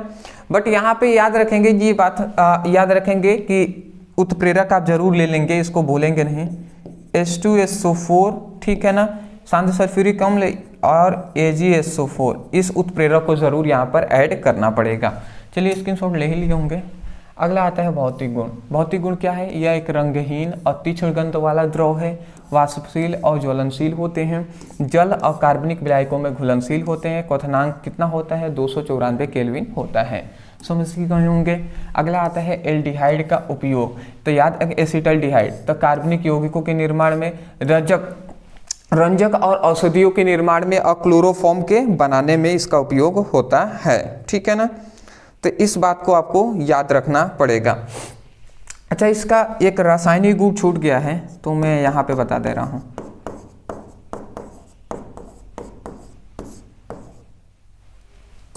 ठीक है ना, ठीक है। देखिए इसका ज्यादातर आपसे कह देता है ना कि टालिन अभिकर्मक से क्रिया कराइए, ठीक है ना, टालिन अभिकर्मक से क्रिया। तो देखिए हम टालिन अभिकर्मक की क्रिया, टालिन अभिकर्मक की क्रिया करा देते हैं एसिटल्डिहाइड से, ठीक है ना। तो समझिए कैसे होता है। सबसे पहले एसिटल्डिहाइड को ले लेंगे CH3CHO, ये हमने ले लिया, और टालिन अभिकर्मक का सूत्र होता है Ag2O हम ले लेते हैं। तो जब हम एसिटल्डिहाइड का टालिन अभिकर्मक के साथ क्रिया कराएंगे तो होगा ये ना कि ये जो ऑक्सीजन है ये यहाँ पे आकर ऐड हो जाएगा। तो होगा ये कि जब जैसे ये ऑक्सीजन यहाँ पे आया तो CH3 तो पहले से था, फिर से C और फिर से एक O दो O हो गए तो OO, और फिर से यहाँ पे देखिए H है तो H हमने लिख दिया। तो ये हमारा हो गया, और उसके बाद यहाँ पे Ag, मतलब दो मात्रा में ये Ag जो है ना ये हमारा बाहर निकल जाता है, ठीक है ना। तो ये हमारी बनता है जी, ठीक है ना, ठीक है जी। तो ये हमारा बन जाता है, ठीक है ना। जब हम क्या करते हैं एसिटल्डिहाइड का टालिन अभिकर्मक से साथ क्रिया करते हैं तो एसिटिक अम्ल का निर्माण हो जाता है।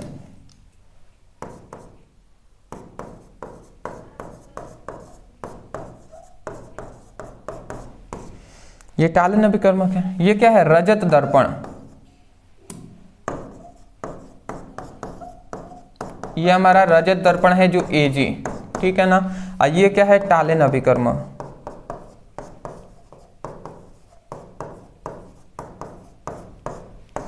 ठीक है जी, तो आशा करता हूं आप समझ के होंगे स्क्रीनशॉट, ठीक है जी। चलिए इसका स्क्रीनशॉट आप नहीं लिए हैं तो ले लीजिए, एक बार देख लो वीडियो बन रहा है ना अच्छे से, क्योंकि भैया कभी कभी ऐसा होता है ना, ठीक है, कि वीडियो बीच से ही कट जाता है। मैं पढ़ाता ही रहता हूँ, अदरवाइज जब पढ़ा कर देता हूँ देखने तो पता चलता है वीडियो कट गया है, तो बहुत ही दुख लगता है। तो यही बातें हैं, इसलिए मैं बार बार जब भी स्क्रीनशॉट लेने को मैं कहता हूँ देख लेता हूँ एक बार, ठीक है ना, क्योंकि उतना मेहनत करने के बाद भी अगर कोई फ़ायदा ना हो तो अच्छा नहीं लगता ना, इसीलिए, ठीक है ना। एसीटोन बनाने की प्रयोगशाला विधि, चलिए जी अब एसीटोन बनाने की प्रयोगशाला विधि हम समझेंगे। देखिए यहाँ पे कह रहा है कि जब कैल्शियम एसीटेट को शुष्क आसवन कराते हैं ना तो एसीटोन का निर्माण हो जाता है। तो जब हम क्या करेंगे जी, कैल्शियम एसीटेट को लेंगे, हम इसकी क्रिया करा देंगे, ठीक है ना। तो देखिए कैसे हमारा बनता है। कैल्शियम एसीटेट को हमें लेना है, तो CH3COO और CH3COO अब कैल्शियम एसीटेट ना, ठीक है, कैल्शियम एसीटेट हो गया। अब कैल्शियम एसीटेट को शुष्क आसवन कराना है, तो हम यहाँ पे लिख देते हैं शुष्क आसवन। तो जैसे ही हम इसका कैल्शियम एसीटेट का हम शुष्क आसवन कराते हैं, ठीक है ना, तो यहाँ से ये चीज़ें सबसे पहले तो बाहर निकलती हैं। देखिए यहाँ से सबसे पहली बात तो मैं इतनी बात बता देना चाहूँगा, ये इतना बाहर निकलता है और यहाँ से ये इतना बाहर निकलता है, CH3COCH3। तो ये हमारा CH3COCH3, ये सबसे पहले इतना बाहर निकल गया। बचा क्या, Ca और C और 3 ऑक्सीजन है तो O3, तो ये हमारा बन गया CaCO3। तो ये हमारा बाद में बाहर निकलता है, ठीक है ना। तो शुष्क आसवन कराने से ही हमें ये मिलता है CH3COCH3, और यही क्या है, एसीटोन है।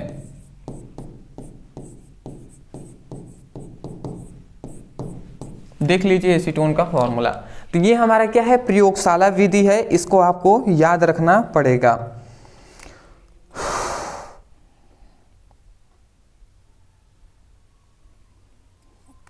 ठीक है ना,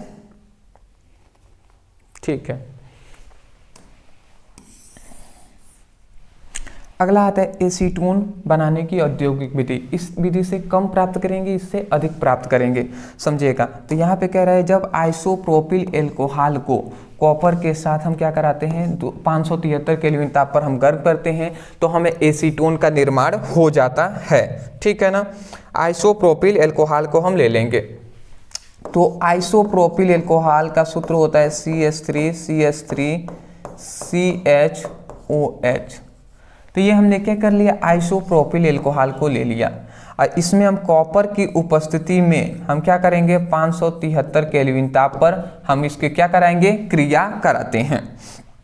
होता क्या है यहाँ से समझिएगा, यहाँ से ना, यहाँ से ये होता है कि यहाँ से एक हाइड्रोजन यहाँ से निकलते हैं, एक हाइड्रोजन यहाँ से निकलते हैं। तो ये दो हाइड्रोजन सबसे पहले तो बाहर निकलेंगे, तो बाहर निकलेंगे तो इसको हम यहाँ पे लिख दे रहे हैं H2।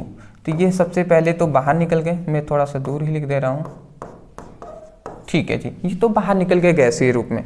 तो बचा क्या, CH3CO CH3, यही ना बचा जी। तो हम लिख देंगे CH3CO और CH3, और यही हमारा क्या है, आप देख लीजिए एसीटोन है, ठीक है ना। तो स्क्रीनशॉट आप ले लें, ठीक है ना। बस इतना याद रखेंगे, आप नाम अगर चाहें तो लिख सकते हैं, यहाँ पे नाम लिया है इसलिए मैं नहीं लिख रहा हूँ।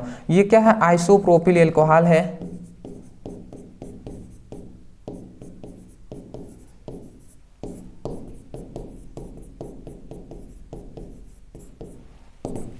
ये क्या है हमारा एसीटोन, ठीक है जी। स्क्रीनशॉट तो आप ले ही लिए होंगे, हटा दे रहे हैं। चलिए जी, अगला आता है इसका भौतिक गुण। क्या होता है भौतिक गुण, समझिए, यह एक रंगहीन होते हैं, मधुर गंध वाली द्रव होती हैं, कार्बनिक विलायकों में क्या होती हैं, घुलनशील होती हैं। अगला आता है वाष्पशील और ज्वलनशील होते हैं और जल से हल्के होते हैं। बेसिक है, इतना तो बात पता ही है। अगला आता है इसका उपयोग। तो उपयोग में आप याद रखेंगे सबसे पहले कार्बनिक विलायकों के रूप में, रंजक और औषधियों के निर्माण में। अगला आता है कृत्रिम इत्र और रबड़ बनाने में। इत्र या रबड़ आप समझ ही रहे होंगे, ठीक है ना। चलिए जी, इतनी बात आप समझ के होंगे। अगला एक रासायनिक गुण भी आप इसमें याद रख लेंगे, क्योंकि बाद में ये पूछे भी गए हैं। रासायनिक गुण में आप एक याद रखेंगे, ज़्यादातर पूछ लिया जाता है, जब भी आता है एसीटोन का तो कह देता है एसीटोन को क्लोरोफॉर्म से क्रिया। तो हम जान लेते हैं जी। सबसे पहले एसीटोन का हम यहाँ पे लिखते हैं सूत्र CH3CO। तो ये हमने एसीटोन ले लिया और क्लोरोफॉर्म से क्रिया कराएंगे CHCl3। तो जब हमने एसीटोन को यहाँ पर ले लिया है, अब इसको हम क्या करते हैं, क्लोरोफॉर्म से क्रिया करा देते हैं। तो जैसे ही हम क्रिया कराएंगे ना, तो होगा यहाँ से ये कि यहाँ से ये जो हाइड्रोजन है ये यहाँ पे आ जाएगा। तो समझिएगा क्या होगा। सबसे पहली बात CH3 ये CH3 दिखाई दे रहा है, C और फिर से HO। तो अब समझिएगा CH3 यहाँ से ये होगा ना कि यहाँ से CH3 C हो जाएगा, फिर से ये HO के साथ जुड़ जाएगा तो ये OH इस तरीके से हो जाएगा, समझ रहे हैं। CH3C और ये OH के साथ जुड़ गया तो OH हो गया। बचा क्या, CCl3 बचा ना, तो ये इधर हम दिखा देंगे CCl3। तो ये हमारा बन जाएगा जी, ठीक है ना। तो इस बात को आपको याद रखेंगे, ठीक है जी। तो इस बात को आप याद रखेंगे, इसका नाम है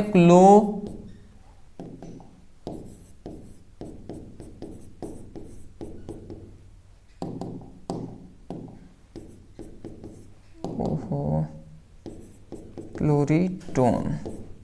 तो इसका नाम क्या है, क्लोरीटोन है। ये क्या है, क्लोरोफॉर्म।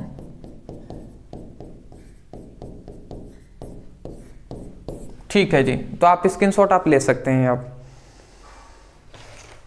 ठीक है।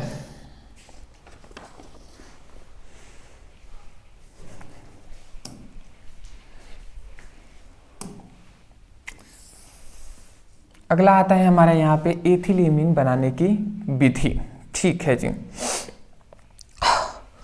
तो समझ लेते हैं, यहाँ पे कह रहा है जब प्रोपेनामाइड को Br और पोटेशियम हाइड्रोक्साइड के साथ क्रिया कराते हैं तो एथिलीन का निर्माण होता है। तो सबसे पहले हम क्या करेंगे जी, हम क्या करेंगे, यहाँ पे प्रोपेनामाइड को ले लेंगे, ठीक है ना।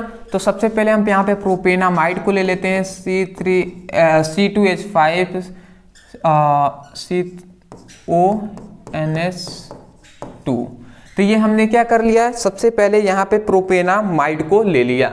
अब प्रोपेनामाइड को लेकर यहाँ पे Br ऑफ पोटेशियम हाइड्रोक्साइड मतलब Br को ले लेंगे। अच्छा चलिए Br हम ले लेते हैं यहाँ पे 2 मात्रा में, Br इस तरीके से लिख देते हैं, Br को ले लेते हैं। पोटेशियम हाइड्रोक्साइड को यहाँ पे 4 मात्रा में हम ले लेंगे।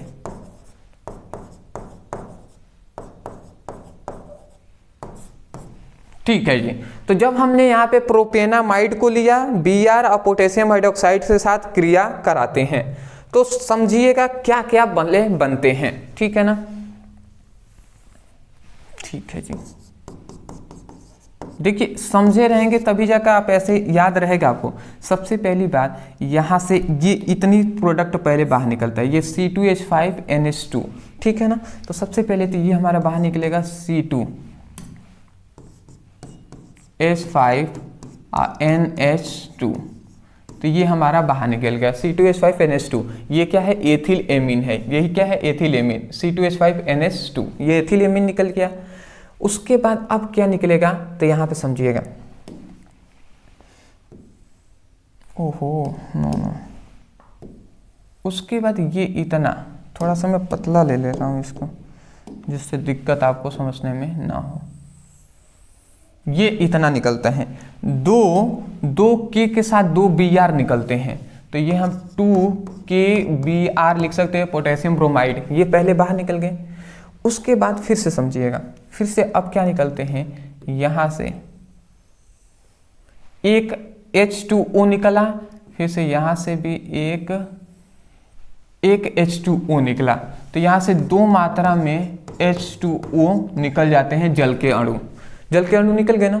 तो बचा क्या, अब बचा ओनली ये है, यहाँ पे CO ओनली बचा हुआ है, यहाँ पे 2 मात्रा में पोटेशियम बचा हुआ है और 1 2 यहाँ पे 2 मात्रा में O बचे। मतलब देखिए यहाँ पे कार्बन है और यहाँ पे पहले तो 2 पोटेशियम है, तो समझिएगा मैं नीचे ही लिख दे रहा हूँ। तो पोटेशियम 2 है तो K2 लिख दिए, फिर से एक कार्बन है तो ये कार्बन हमने लिख दिया। और समझिएगा एक ऑक्सीजन, दूसरा ऑक्सीजन, तीसरा ऑक्सीजन, 3 ऑक्सीजन है तो O3 हमने यहाँ पर लिख दिया। समझ रहे हैं, तो ये हमारा प्रोडक्ट बनता है। और ये क्या है, एथिल एमीन है, तो मैं यहाँ पे लिख दे रहा हूँ एथिल एमीन। आप नीचे लिखेंगे, जगह थोड़ा सा समझ में नहीं आएगा इसलिए ऊपर हमने लिख दिया है। और ये भी आप लिख लेंगे प्रोपेनामाइड है।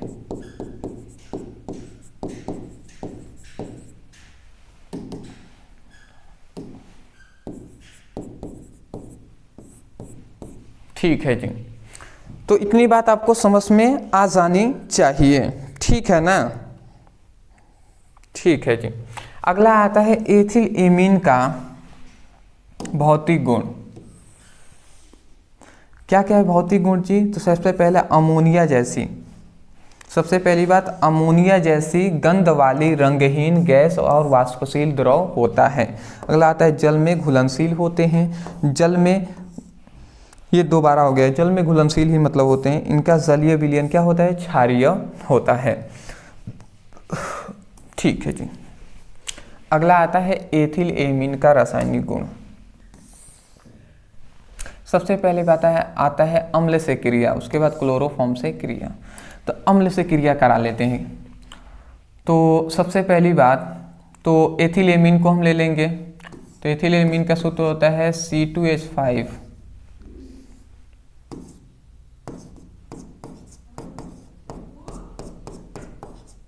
NH2। तो ये हमने C2H5NH2 ले लिया। और कोई भी अम्ल ले लेते हैं, जैसे HCl ही ले लेते हैं, HCl से हम क्रिया करा देते हैं। HCl क्या है, अम्ल है। तो होगा यहाँ पे ये ना कि जैसे ही क्रिया करता है यहाँ के ये हाइड्रोजन यहाँ पे आकर ऐड हो जाता है। तो जब ऐड हो जाएगा तो C2H5NH3 हो जाएगा, C2H5NH3 हो जाएगा, C2H5NH3 और ये Cl है तो ये Cl इसमें जुड़ जाएगा। तो ये हमारा सबसे पहले बनेगा। ठीक है ना, एथिल अमोनियम क्लोराइड। ठीक है ना, C2H5NH3Cl एथिल अमोनियम क्लोराइड। ठीक है ना, ये हम लिख दे रहे हैं एथिल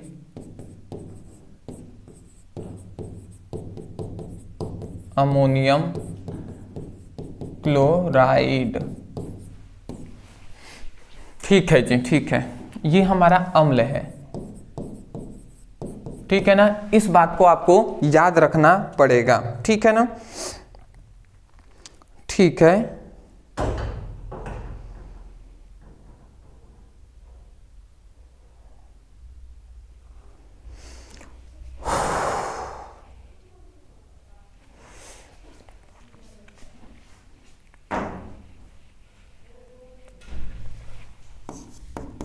क्लोरोफॉर्म से भी क्रिया देख ही लेते हैं। C2H5NH2, तो ये हमारा सबसे पहले एथिलेमीन हमने ले लिया है। और क्लोरोफॉर्म का सूत्र होता है CH और Cl3, तो यहाँ पे 3 हम इस तरीके से Cl दर्शा दे रहे हैं। ठीक है ना, यहाँ पे हम इसको एक और चीज़ से क्रिया करेंगे, वो पोटेशियम हाइड्रोक्साइड। ठीक है ना, पोटेशियम हाइड्रोक्साइड से भी क्रिया करेंगे। इसका मात्रा हम ले लेते हैं 3 मात्रा में।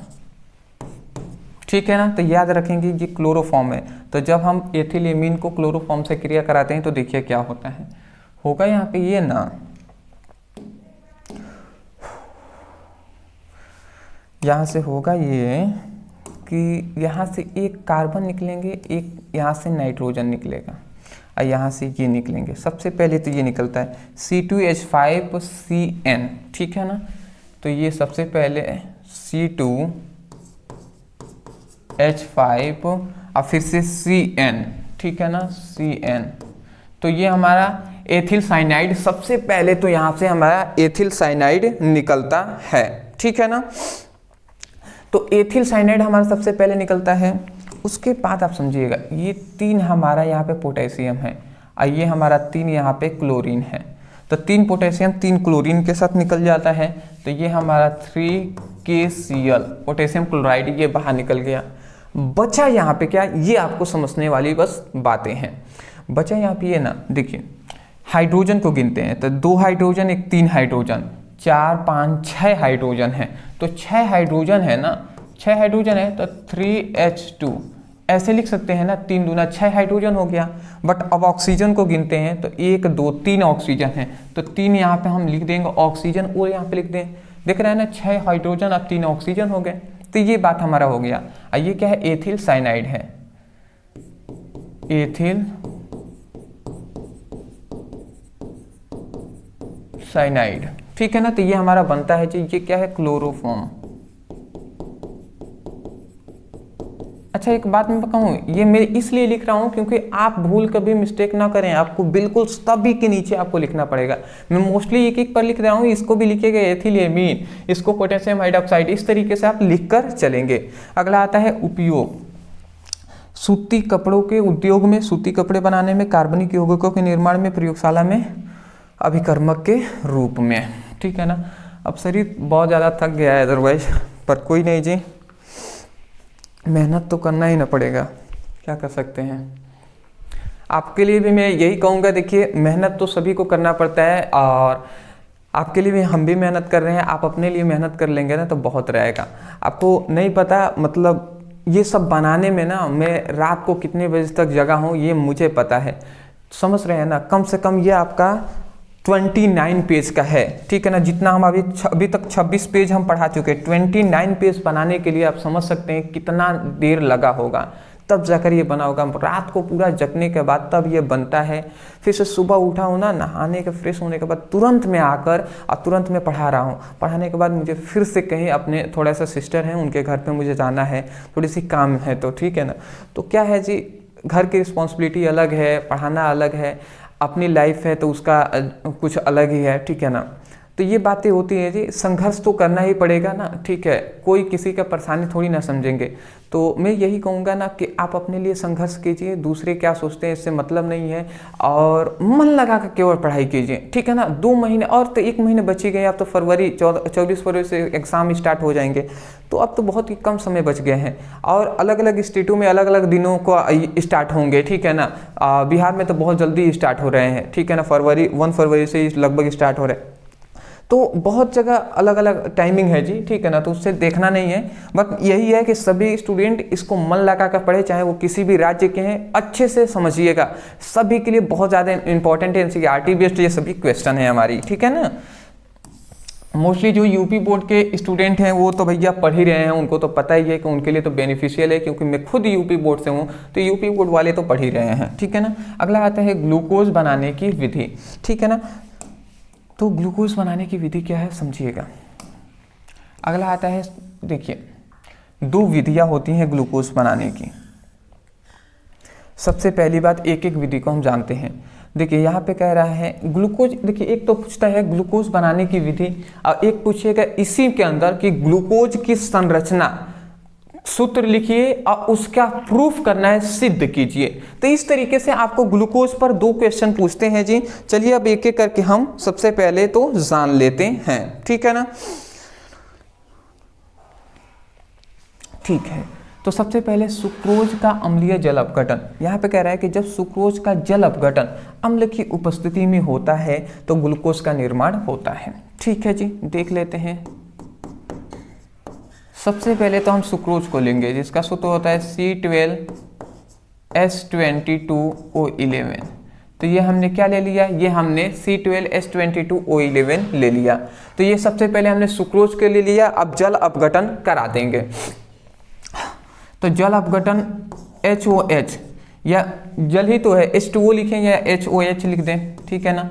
और एक और बात हमें याद रखना है कि अम्ल की उपस्थिति में हमें कराना है। तो जब भी हम ऐसा करते हैं ना तो होता यहाँ पे है, यहाँ पे बनेगा C6H12O6 बनता है और फिर से C6H12O6 बनता है। एक तो यह हमारा ग्लूकोज हो जाएगा और एक तो हमारा फ्रक्टोज हो जाएगा, ठीक है जी। और ये क्या हमारा सुक्रोज हो जाएगा, ठीक है जी। तो ये बात आप याद रखेंगे, ठीक है ना। आप मिला भी सकते हैं, यहाँ पे 12 हाइड्रोजन है, यहाँ पे 6 हाइड्रोजन, यहाँ पे 6 हाइड्रोजन, 12 हाइड्रोजन, यहाँ पे 24 कार्बन मतलब 12 है, तो यहाँ पे 6, यहाँ पे 6, 12 कार्बन, हाइड्रोजन 22, एक 23, 24 हाइड्रोजन इधर है, तो इधर 12 हाइड्रोजन, इधर 12 हाइड्रोजन, 24 हाइड्रोजन हो गए। 11 ऑक्सीजन है, यहाँ पे एक 12 ऑक्सीजन हो गए ना, तो 6 6 12 ऑक्सीजन हो गए। तो ग्लूकोज और जो फ्रक्टोज होता है इनका दोनों का सूत्र एक ही होता है, ठीक है ना, बस नाम अलग अलग होते हैं, इसको आपको याद रखना पड़ेगा, ठीक है ना। अगला आता है स्टार्च के अम्लीय जल अपघटन से। तो यहाँ पे कह रहा है कि जब हम स्टार्च का जल अपघटन अम्ल की उपस्थिति में कराते हैं तो ग्लूकोज का निर्माण होता है, ठीक है ना। तो सबसे पहले हम स्टार्च को ले लेंगे, ठीक है ना। तो यहाँ पे स्टार्च का सूत्र होता है C6H10O5 का होल n। तो सबसे पहले तो हमने स्टार्च को ले लिया और इसका हम क्या करेंगे, सबसे पहले जल अपघटन करा देंगे HOH, इसका जल अपघटन कराएंगे, ठीक है, अम्ल की उपस्थिति में। और याद रखेंगे n मात्रा में हम यहाँ पर जल को ले लेते हैं, n मात्रा में हम इसको जल को यहाँ पर ले लेंगे। तो जैसे ही हम इसको क्रिया कराते हैं तो हमारा क्या बनता है, n मात्रा में ही C6H12O6 का निर्माण हो जाता है और यह क्या है, ग्लूकोज है, ठीक है ना। तो इस बात को आपको याद रखना पड़ेगा, ठीक है ना। तो ये हमारा क्या है, ये हमारा स्टार्च है, इसका जल अपघटन कराते हैं अम्ल की उपस्थिति में तो ग्लूकोज का निर्माण हो जाता है, इसको याद रखेंगे। अगला आता है ग्लूकोज की संरचना। अब देखिए ये ही हमारा सबसे ज़्यादा इंपॉर्टेंट है, ये हमारा क्वेश्चन है, ये कभी कभी ग्लूकोज की संरचना ही पूछ लेता है और प्रूफ करना होता है, तो ये समझिएगा, ये बहुत ज़्यादा इंपॉर्टेंट है। ग्लूकोज की संरचना क्या होता है समझिएगा। ग्लूकोज की संरचना जो होती है ना वो CHO और फिर से CHOH का होल 4 और फिर से CH2OH होता है, ये होता है जी, ये ग्लूकोज की हमारा संरचना है। या तो आप ऐसे बना दें या हम यहाँ पे बना रहे हैं, थोड़ा सा छोटा छोटा लिखेंगे तो समझिएगा, CH फिर से CHOH CHOH CHOH CHOH और फिर से CH2OH।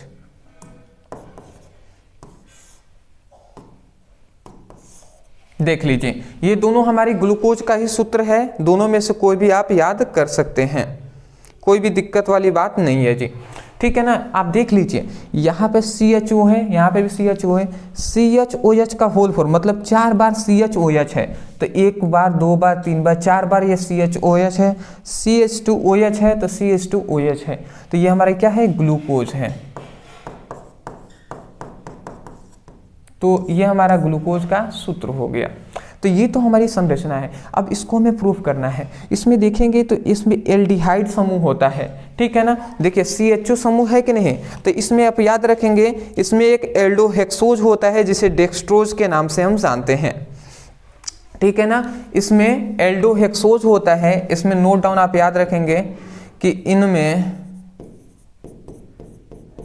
एल्डोहेक्सोज होता है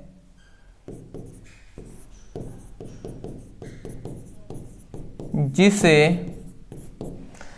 डेक्सट्रोज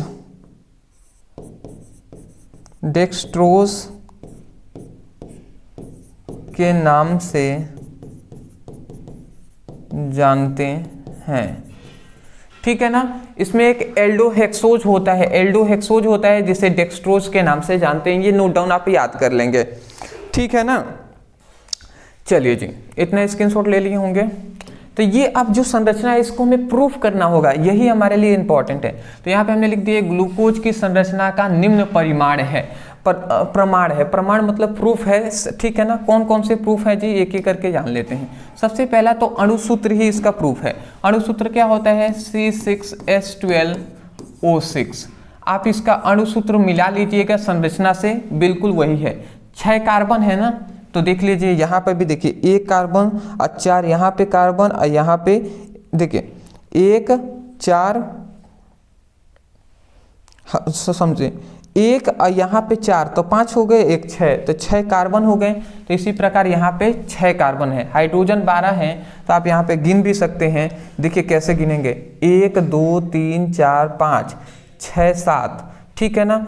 8 9 10 11 12 हाइड्रोजन भी हो गए, ऑक्सीजन 6 है। तो गिन लीजिए यहाँ पे 1 2 3 4 5 6 ऑक्सीजन है। तो संरचना से, अणुसूत्र से संरचना भी इसका क्लियर हो जा रहा है। तो सबसे पहला प्रूफ तो इसका अणुसूत्र हो गया, केवल अणुसूत्र इतना लिख लेंगे। फिर से आता है 6 कार्बनिक कार्बन का श्रृंखला की पुष्टि। इसमें जो ग्लूकोज की संरचना होती है इसमें 6 कार्बनों की श्रृंखला की पुष्टि होता है, तो उसको भी हम जान लेते हैं। 6 श्रृंखलाएं होती है कार्बन की। तो देखिए यहाँ पे लिखा गया है कि जब ग्लूकोज का जल अपघटन लाल फास्फोरस व HI की उपस्थिति में कराते हैं तो N-हेक्सेन का निर्माण होता है, ठीक है ना। तो ये हमारा प्रूफ है जी, ठीक है, समझ लेते हैं।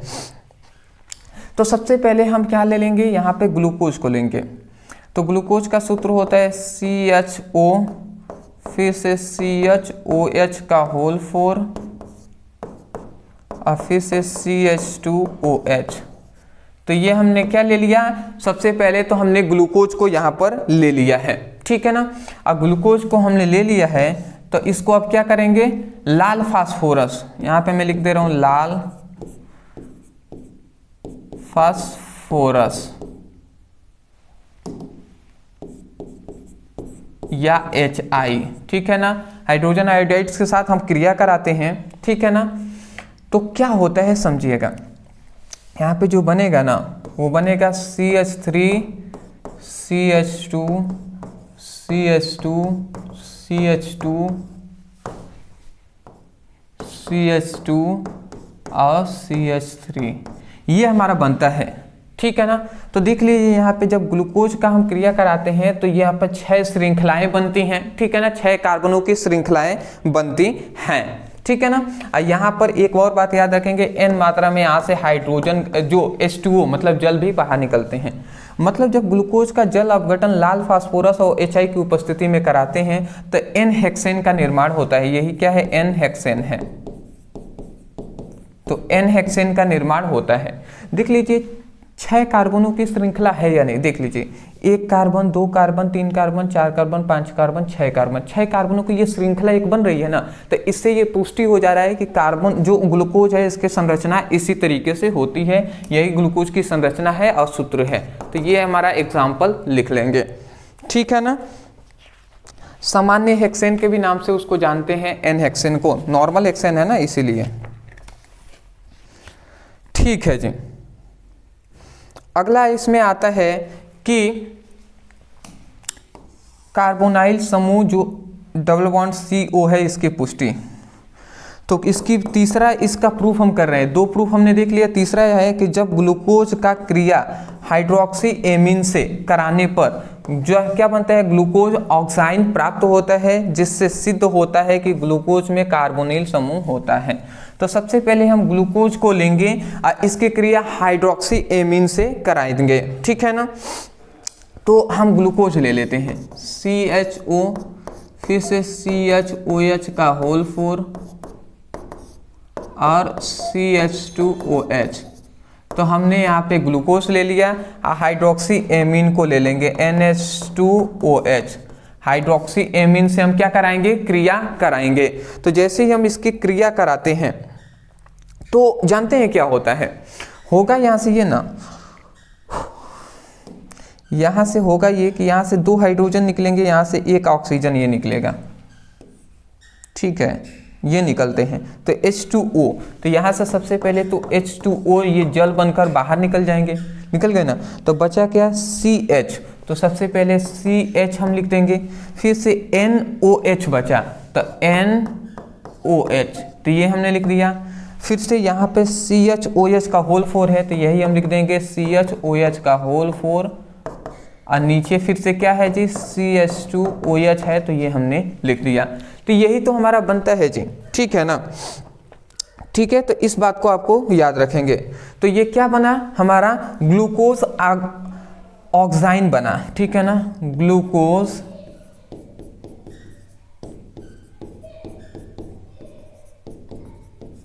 ऑक्साइन बना, ठीक है ना। तो इससे हमें क्या प्राप्त हुआ, पता चला, देखिए कार्बोनिल समूह जो CO की पुष्टि हमें करना है, तो याद रखेंगे जब भी हम ग्लूकोज की क्रिया हाइड्रोक्सी एमीन से कराते हैं ना, तो जब भी हम कराएंगे ना तो हमें ग्लूकोज ऑक्साइन मिलेगा। तो देख रहे हैं हमें यहाँ पे मिल भी गया ग्लूकोज ऑक्साइन, इसका मतलब ये प्रूफ हो गया कि ये जो सूत्र है, ये जो संरचना है, ये क्या है, ग्लूकोज की ही है, ठीक है ना, ये हमारा प्रूफ हो चुका है, ठीक है। तो इस बात को आपको याद रखना पड़ेगा, स्क्रीनशॉट ले ही लिए होंगे। अंतिम हमारा आता है इसका प्रूफ, 4 प्रूफ हमें देखना था संरचना का प्रूफ में। चौथा प्रूफ है ग्लूकोज में CHO समूह, मतलब एल्डिहाइड समूह है, इसको हमें प्रूफ करना है। तो याद रखें, ग्लूकोज को जब कॉपर ऑक्साइड से क्रिया कराते हैं तो रजत दर्पण का निर्माण होता है। समझ लेते हैं जी, CHOH का होल 4 और CH2OH, ये हमारा क्या है जी, ये हमारा ग्लूकोज है। और ग्लूकोज का हम क्या करते हैं, copper oxide CuO, copper oxide से हम इसकी क्रिया करा देते हैं। जब हम क्रिया कराएंगे तो समझिएगा, ये बताइए यहाँ पे 2 कार्बन है, 2 कॉपर है और 2 ऑक्सीजन है, तो इसमें से मात्र 1 ऑक्सीजन, ठीक है ना, 2 ऑक्सीजन यहाँ पे है ना, तो 2 ऑक्सीजन में से 1 ऑक्सीजन यहाँ पे चला जाता है, तो ऑक्सीजन चला जाएगा तो COOH हो जाएगा, यहाँ पे 1 हो, यहाँ पे 1 हो, तो COO फिर से H है तो COOH हमने लिख दिया। फिर से CHOH का होल 4 हम कर देंगे और फिर से CH2OH लिख देंगे। समझ रहे हैं, तो जिस तरीके से ये बना हुआ था वैसे ही लिख दिया है, बस ये ऑक्सीजन ऊपर चला गया है तो वो हमने लिख दिया, फिर से ये नॉर्मल जैसे था वैसे हमने लिख दिया है। अब यहाँ पे बचा क्या है, 2 मात्रा में कॉपर है, 1 मात्रा में ऑक्सीजन बचा हुआ है, तो ये हम लिख देंगे Cu2O। तो ये हम लिख नहीं सकते हैं Cu2O, लिख सकते हैं ना। ये क्या है, Cu2O को भी हम रजत दर्पण कहते हैं।